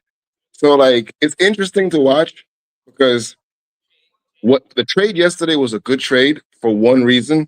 They're trying to stuff the middle to slow down the play action. All right. So if you're doing that, there's 2 players on the board that you have to get. Like, there's other players that are great, but these are the 2 you have to get. You have to get Downs. You need the safety. Because if you watch our safety play last year and our linebacker play last year, there was no communication on that side of the field, mostly the right-hand side, and they just were lost. They were lost in catching up in every play, late and lost is what the defense was last year, from the linebackers to the safeties. So you need Downs. Downs is that you have to get Downs. Now, the Reese and Bain thing, I like both of them, so all 3 of them. Reese, Bain, and Bailey are dope. But we need a middle linebacker. Like, we need 2 linebackers. We need because Sherwood shouldn't be on this team. They should trade Sherwood. But if we're going to keep Sherwood, he's going to be paying outside linebacker, not middle linebacker anymore. So we need to trade up and get middle linebacker or pick up somebody in the draft. But we have to have a middle linebacker because the 3-4 needs the middle linebacker to direct that defense, or the 4-3. So, like, it's interesting to see what we do because if we don't get Downs, I think the defense is going to be trashed. I don't care what the end you get. If you're speeding off the edges and you're getting to the quarterback first, the offensive coordinator would change up the game to a short game and do dump offs. Your safety and middle linebackers become your most important part of your team then, not at the end. To be fair, Downs is not the only option at safety, though. 1, it's a good safety draft in general, and 2, the free agency before that. What did they sign Cam Curl, for example? There is nobody out there better than Downs right now. Of course not. But the idea that the Jets defense can't be good if they don't have Caleb Downs, I'm not buying that. I think they have some talent. You should buy it. But that's not the only path for them to be a good defense. That's not. It is. If you're playing a 3-4 and a 4-3, your safety is the biggest part of it. He's the only player they could bring in that can make Glenn's defense successful. Last I checked, he didn't have Downs in Detroit. That's my point. Their defense gave up mad points because what Glenn is going to do is bring a lot of crazy blitz packages with no coverage in the back end, which is why they gave up so many points in Detroit. We need a safety. Yeah, but the last year he was there, they didn't give up that many points. They were a top 10 unit. They were a top 10 unit on defense and getting turnovers, not in points. They gave up a lot of points. Defensive EPA, they were top 10 as well. The playoff game was awful. If that's your lasting memory, when what's his name, Jaden Daniels carved them up. But we don't need to pretend like he never had a good defense. That last year in Detroit was good. That was the only year though. The other 3 were not that good. The defensive strategy that they're using is blitzing. Like, that's what Glenn is going to do. He's going to try and play man coverage and blitz. Right, but my point to you might be right about the scheme that they're going to implement. But Downs is not the only good player they can add. He's a ball hawk. Right, but he's not the only player they can add that can help them at that position. He's a safety. All right, so let me ask you a question. Best player available is only agreeable when it's something that somebody else wants. Like, he is the best player in the draft. There's no doubt that Caleb Downs is the best player in the draft. Like, I don't know why everybody's double talking and trying to go back and forth. Not everyone feels that way, though. Daniel Jeremiah doesn't think he's the best player in the draft.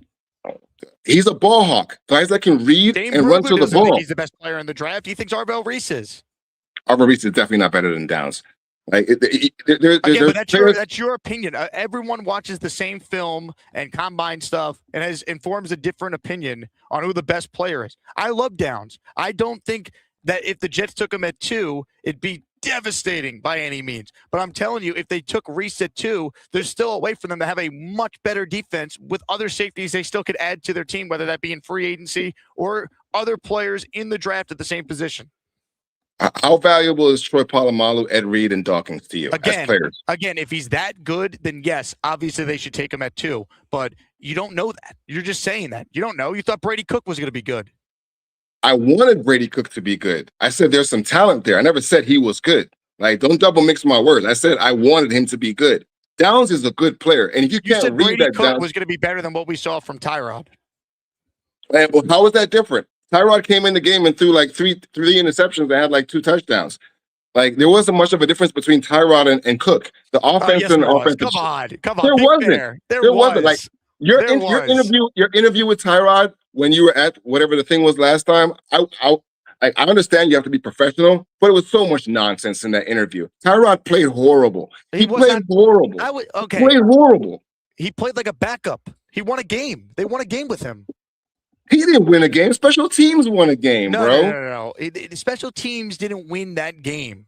Nick Folk hit a kick, yes, but Tyrod played well in that game. He threw the touchdown to A.D. Mitchell. He led the game-winning drive to get them in field goal range. We don't need to pretend that Tyrod wasn't at least professional when he played versus what happened in that game or the 5 games we saw from Brady Cook. Come on.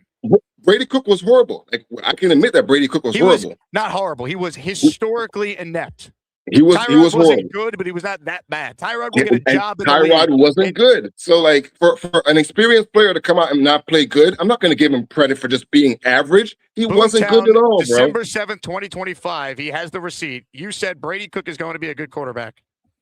I said he's going to be. I didn't. Just like Glenn, not with us.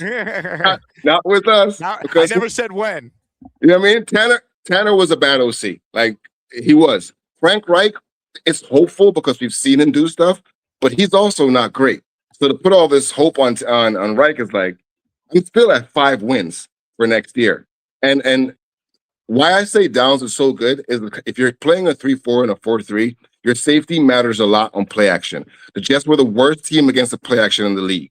Like, the worst. Like if you have a run stuffer now in the middle, that means you can slow down the play action. That means you can get off. That means you can send safety blitzes or put safeties in coverage. It gives you a lot more options when you have a really good guy at that position and middle linebacker. Like, at the end isn't going to make that much of a difference if the quarterback adjusts to the game and their play caller knows that you're sending pressure all the time, like what they did to Detroit in the playoffs. It just takes somebody that understands the scheme to beat another scheme. So having a guy in the back that can read the scheme. Look, I know you love Downs. I get it. A lot of people do. But he's not the only option for them at 2. I'm not thinking I want to trade up for him. I'm not saying get him at 2 because I think Bailey, Baines, or Reese is a great pick. Like, you can't go bad with either one of those guys. So let's have the conversation. Let's say they take Reese at 2, who I believe they're going to ultimately take, and then let's say they call the Commanders to try and get to 7. Would you trade? I like that.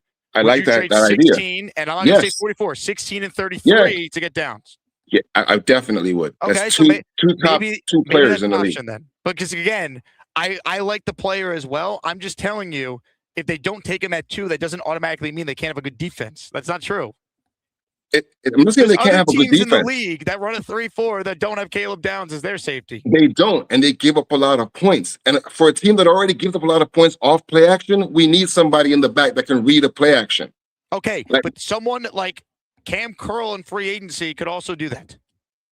Just an example. Yeah, he could do it better. I think Downs is going to be more talented than a lot of the safeties that we've ever seen come into the league. He should, because if he's being mocked by some to go as high as number 2 in the draft, like Mel Kiper just put him in his most recent mock, he should come in and be one of the best safeties in the league immediately and be a future Hall of Famer at that position if you're taking him at 2.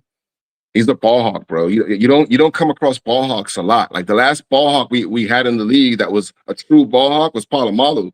He has those Palomalu traits. Like, he knows where to be and he hits solid and he's good against the run. Like, you don't those guys don't pop up every once in a while. Like, you have to get them when they're there. And best player available, I think, is him. Or I love Styles. I don't think Styles is the best available, but I love the way he plays. So, like, those would be my 2. If you can figure out those 2, solid. Then go pick up a DN in free agency. Like, I mean, we have a run stuffer in the middle. We have McDonald's. Like, we have Phillips. Go pick up somebody that's good out there, that's solid, and then get a good middle linebacking core and and secondary is still going to suck. We still have cornerbacks that aren't great back there. Like, we're going to hope they're going to be better. We're going to hope Browning plays the whole season. Like, a safety is vital to a 3-4 defense, especially when you're blitzing all the time. Yes, I agree, and I promise you they will add safeties to the team. It's not just going to be Malachi Moore, all right, and Tony Adams again. Please, God. I'm going to be losing my shit, though, in the draft, because I want to see Downs picked up. I don't care what you have to do to get Downs. Like, if AG is a true defensive specialist, he has to understand the importance of having Downs on his team. He has to see that. Like, a guy that good, like, as a defensive guy that played cornerback, you have to see it. Like, yo, this guy is amazing. He would help me out so much whenever my team fucks up. Don't let go of the rope. Don't let go, Black Gypsy. Don't let go. Jeez. Callers, bringing it today. I need a Glenn nap real quick. Got to recharge. Just kidding. The show goes on, baby. Kevin Hayes in the raffle for 4. Everything is double because this is our last live show from the Combine here. So we're already 2 hours in. We'll go a little while longer. If you're on hold, I promise we are going to get to you. So stay right there. Yeah. Kevin says, I like Bailey at 2. It fits the 3-4. Freakish athlete that is produced on the field. No projection. Tyson may fall to 16. If not, Penn State guard. Replace Simpson. Hopefully AVT resigns. I'm good with all that. I don't love the guard move, but if it's BPA, I understand it. I'd rather just bring AVT back if possible, but I'm not going to grossly overpay. Bailey's great. I think Reese is great. I'm good with either. I don't have a strong preference yet. Maybe I'll get there, but I would lean Reese right now. But again, if they took Bailey, would I say, how could they? No, I would not. Drew Wayne, Sherbet. Drew Wayne, Sherbet. Or is it Drewski Wayne, Sherbet? Drewski, either way, thank you for gifting 2 memberships, 4 raffle entries for you. I hug him every day. I hug him every day. Excellent. More of your calls right now. Let's get to everyone who's on hold. We still have a raffle to do as well. So I appreciate everyone who's a part of our show today. Ladies and gentlemen, a 4%er is next. Leanie in NC joined. Hello, Leanie. Hello, everyone. Okay, I have to start out. Black Gypsy, I love your calls. He breaks things down where I can understand what he's saying. Because I don't know everything about football. But I just want to thank you, Black Gypsy. Great call. I really understand. And he breaks it down, and I just love him. Okay, so the thing with Glenn, I personally don't think the sleeping was a big deal. But I understand other people thinking it was a big deal. Because the Jets are a circus, and yeah, we're going to be made fun of even more. So I kind of get that. Nick Faria, I'm really glad you're listening to your wife. Okay. She said, don't shave your head. You don't do it. So applause to you. Okay. The real reason I'm calling in too. Jake, I was going to DM you in Discord, but I knew you were busy, so I didn't want to. And then I'm kind of here and I'm like, let me call in. I can't remember how long you've been doing the raffles, but it's been like over a year, correct? We started them in December of 2024, so it's over a year. Yep. Right. Okay. So this is my first time my name got picked on the raffle. So I was very, very excited. So I was thinking, okay, I have a Corbett shirt, but you could see how much I wear it. So I was thinking, okay, I'm going to ask you for a Corbett jersey to get a new one. Then I thought, you know what? I can't do that. JD Surf City was so nice, and he offered and donated the signed football of Rex Ryan to an Asmaniac. And I got picked, and I am forever grateful. I could just cry right now. I love it. I love it. I look at it all the time. So then I thought to myself, maybe I should do that and pay it forward and pick someone. And then I thought, gosh, just in case the 1% that I may get into the March Madness, I'm like, I don't want anyone thinking I'm trying to buy votes. So I don't know. Now I'm thinking, because there's so many great Asmaniacs, and I can't really choose, that maybe the Discord and the chat can help me pick Asmaniac member to give my jersey win to. So I don't know. How does everyone think about that? Leanie, you're an all-time great. I think you should just take the jersey for yourself because you deserve it. Get you a fresh Wayne Corbett jersey, Mitchell and Ness style, because you deserve that. But if you want to donate it, I'm sure we could come up with a great candidate list of people to consider for something like this. Yeah, it's really, I was only kidding about the March Madness thing. There are so many great people, and I've been thinking about it back and forth with Mr. Leanie, and he was just like, why don't you ask Jake to help you or whatever? I really can't decide. So that's why I was thinking, people in the chat, if you want to DM me in Discord, and then I'll keep a tally of it, and then I'll let everybody know who got picked, because I love you guys all. Amanda says, Leanie, keep it for yourself. You deserve it. Oh, thank you. Thank you. I appreciate that. It was my Keep first. Fatto, keep the jersey. People saying, Leanie, keep it for yourself. Everyone loves you, Leanie. Oh, well, thank you. That's so sweet. Well, we'll figure it out, Leanie, all right? One way or another. All right. And I just want to also tell you, Jake, you're doing an amazing job, as you always do. So proud of you. Safe travels home, and can't wait till see the March Madness. It's going to be great. People that are new, you don't understand it. It's going to be great, whether you're in it or you're not. It's wonderful. It's so much fun. Leanie, you're the best. Have a great day. Great weekend. You too. Thank Ladies you. and gentlemen, Leanie. Play card is my superpower, really. I would say Leanie's superpower is being like the nicest human. I think, Leanie's a 1 seed, and I joked the other day about our nicest caller as Maniac Madness tournament. I think I said David T was a 1 seed. And then who was the other obvious 1 seed? Leanie's a 1 seed for sure. I think Big Fella might be a 1 seed. Adam is too cool, could be a 1 seed. We got a lot of contenders. We got some great people in this community. Too many to name. Doc Jetfan in the raffle for 10. He gifted 5 memberships to those watching live as I sit here live from the Jake Asman Pavilion. You see who's doing shows from the Combine? Jake Asman. Yeah. Yep. Well, he sends himself, though. Yeah, but the Asman is like, it's like you walk into the Combine and you have to walk by the Jake Asman Pavilion. Right. That's right. Jake Asman Pavilion is happening all around. All right, more calls here. Ladies and gentlemen, I mentioned this guy is someone who would definitely be in top consideration in the Asmaniac Nice Guy Madness tournament. It's the big fella. He's home, his bell is on the bed. That's what feels good. On the road, his bell is on the bed.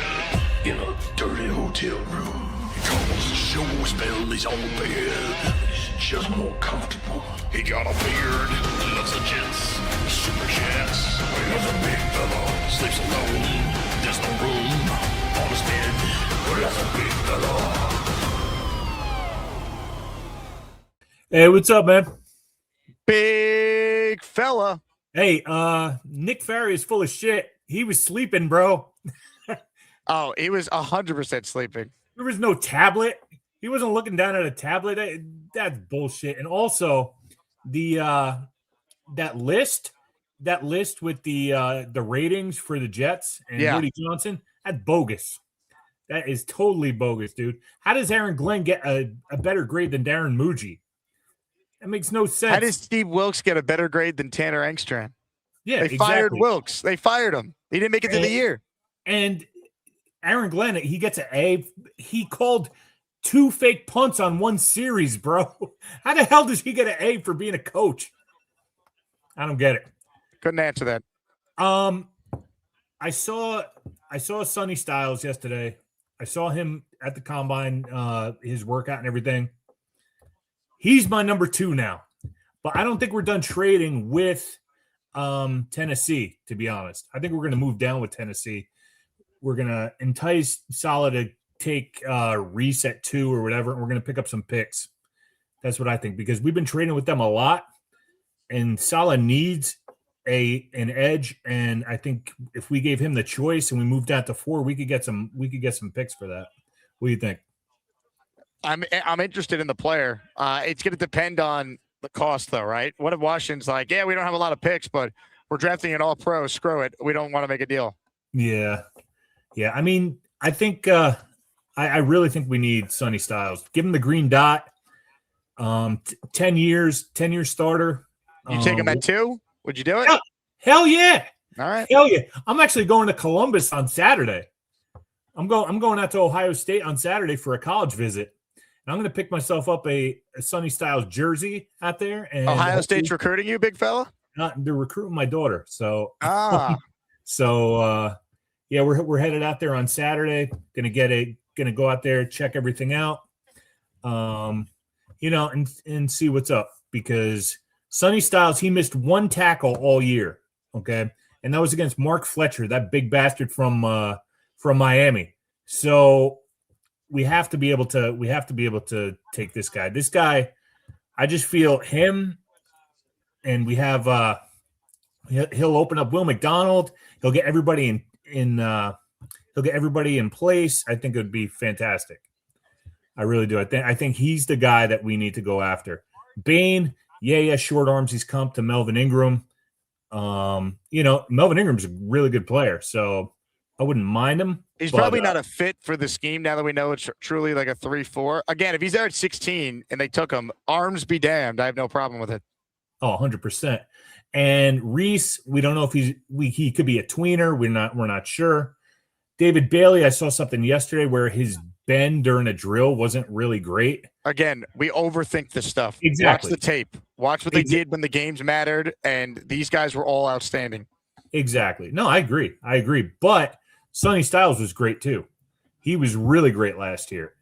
Styles, I think, was so great at this combine. He's going in the top 7 now. Yeah, I know. Listen, my son told me about Sonny Styles early in the college football season. He was like, this guy's really good, and he was right. And that's the guy who we need. Sonny Styles has moved up my list from number 2 to number 1. When we get Bane as a consolation prize, number 2, whatever. He's number 2 on my draft board, and then we'll go from there. But yeah, that's what I'm thinking, brother. And great job out there. You're doing awesome. You deserve a pavilion, bro. and just have to call out Nick Faria. He's full of shit. So, anyway, ladies and gentlemen, there he goes, the great big fella. We're the freaking New York Jets, so we're shit. We're the New York Jets, and Nick Faria is full of shit. That's what Glenn actually meant to say. Gator just AI'd it incorrectly there. That's what Glenn was saying. Comments, questions, super chats. Last chance here. I just looked at the time and went, oh, shit, I got to leave for the airport coming up shortly. So we got the raffle still to do. Last chance. I'm counting raffle names. Ladies and gentlemen, up next is Philly Noodles. Hello, Philly. What up, bro? How you doing? What's up, man? Not much. Shout out to that pavilion. If they ain't hating on you, you ain't doing something right. Keep it going. Got myself a little note here for sure. We're saying Sonny Styles number 2. Trade up, see if you can grab yourself the best edge or wide receiver available after a trade up from 16. And little note for Glenn, sleep apnea. He's the number 1 sponsor for sleep apnea now. That's what it was. That's just sleep apnea, bro. Looks good. He's all right. Yeah, he's all right. He'll be good. You know what I mean? I see the Jets noticing explosive athletes. I feel like you need to fill the room with that. If we remember, he was able to draft Campbell with the Detroit Lions and Branch. So it's funny that the same year, 2 top players are going to be a safety and a linebacker. So not echoing the full sentiment from Gypsy, but I mean, I would take Sonny Styles at number 2 over the 2 because, again, a safety. I mean, Eamon Wari last year lit up, and he lit up the draft, and he came and he rose up the board. The same thing can happen with that other kid, and he could be selected if we don't move up and we pick at 16.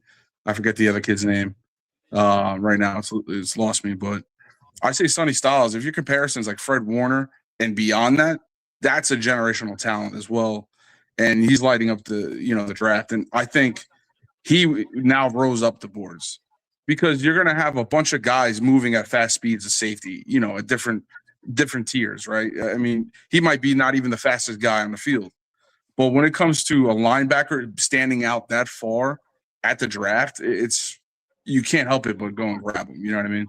So I would push to number 2, Sonny Styles, and then at 16, see if you can do that Redskins move. I mean, the Commanders move, and flip that 7 and grab the best edge that's there or wide receiver even. I'd still sleep on that safety situation because I go grab Cameron Curl, like you mentioned, been saying that, or grab another safety. I'm not allocating the number 2 for a safety. I just can't do it. All fair. Philly, I got to run. I appreciate you. Yeah. The Jet fans getting a little crazy. Philly Noodles bringing the energy. Ladies and gentlemen, speaking of energy, our draft party, you're going to hear me talk a lot more about the details. But look at this graphic that Lou B just sent me. Gangrene takeover. McFadden's in Pittsburgh. Let's go.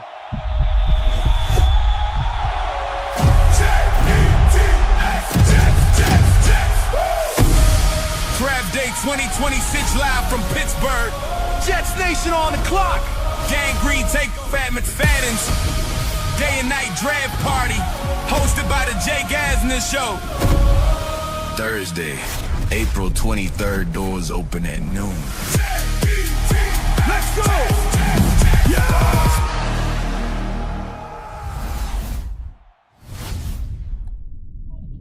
It's going down, people.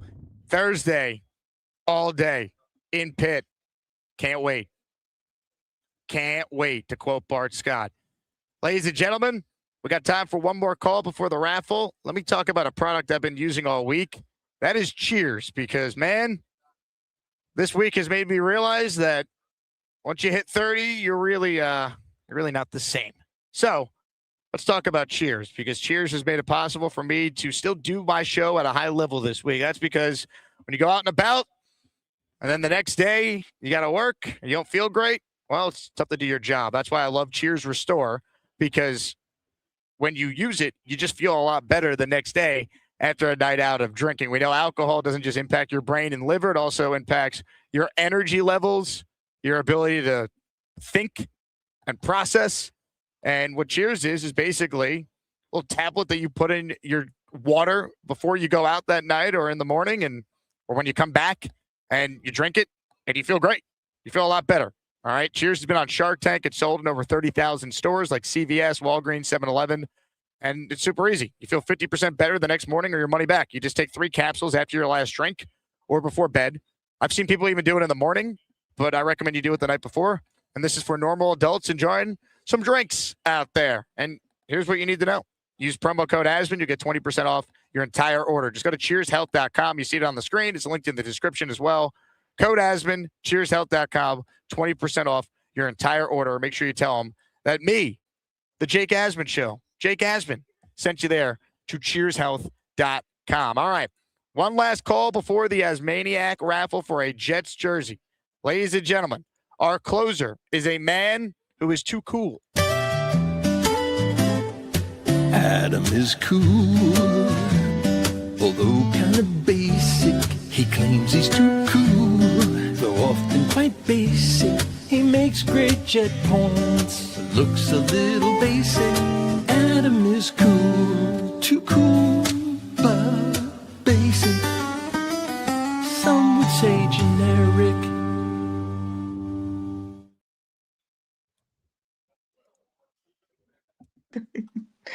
Hey, Jake.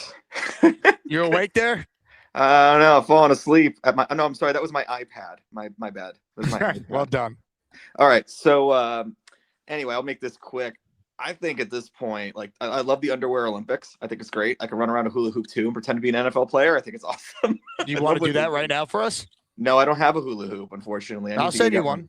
Send me one. I'll do it. All right. Can you message me off air your address, and I'm going to send you a hula hoop, and you're going to run around on the show and do it. All right. All right. I will. I will message you on Discord. All right. Cool. So this will be really quick. I know you got to run. I'm actually thinking now, like, all the hype with Sonny Styles and the athleticism, but then there was all this hype, like, I don't know, 48 hours ago about Arvell Reese and his athleticism. So why not take one of next year's first, try and trade up with the 16th and one of next year's first, and go get 2 out of the 3 Ohio State defensemen of your choice.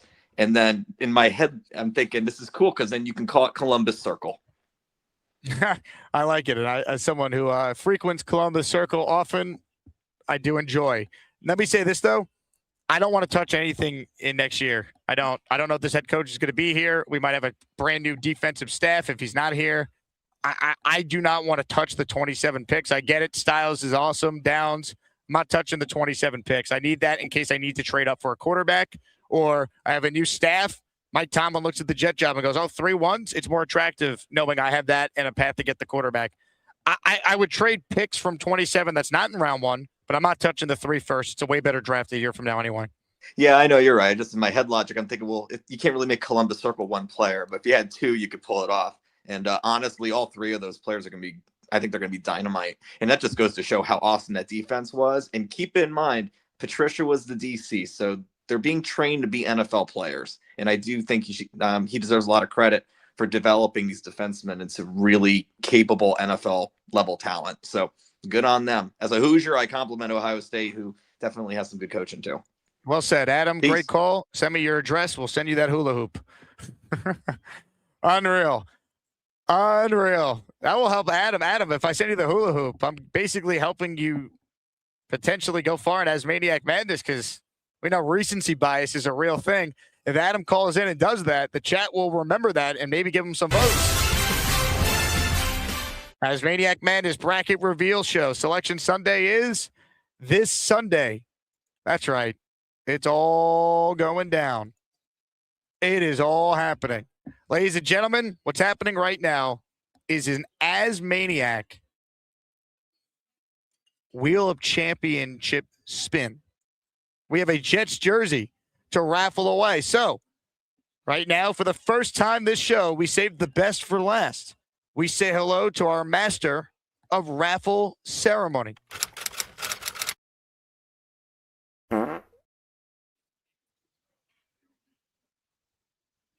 It's me, Mario. Hello, everybody. It's time for the 2026 Wheel of Champions. Ahoy! Whee! It's me, Mario. It's time to announce the winners of the weekly Asmaniac raffle. Let's spin the Jake Asman Show Wheel of Champions and find out which Asmaniac is winning an epic prize. I don't even know what that was from Super Mario Beast, but I'll tell you what, I certainly enjoyed it. Oh my goodness. All right, let's spin this thing. But first, as he typically likes to do, Black Gypsy gifting our final membership. He will enter the raffle for 2. Black Gypsy, good luck. Everything is double. So here are your 2 entries. And we're about to spin the Wheel of Champions, folks. Only one can win a Jets jersey. But if you don't win, you're in the weekly raffle, which will be during a Saturday show tomorrow. Again, good luck to everyone. Appreciate all of you for your support. We wouldn't be at the Combine, the Super Bowl, these last 3 years without you. And this year we added the Senior Bowl. We're the only Jet show that was at all 3 marquee events. Ladies and gentlemen, 1 spin to determine the winner. And the winner is...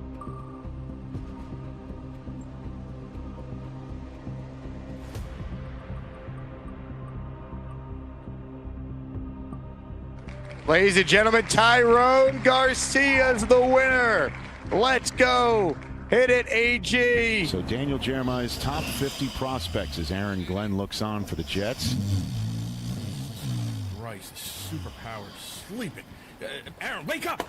Fernando Mendoza 1. Jeremiah Love, who we'll also see on Saturday here on NFL Network. Let's go. Congratulations to Tyrone. He's the winner. Let's go. Give him a Jet chant now. We need it.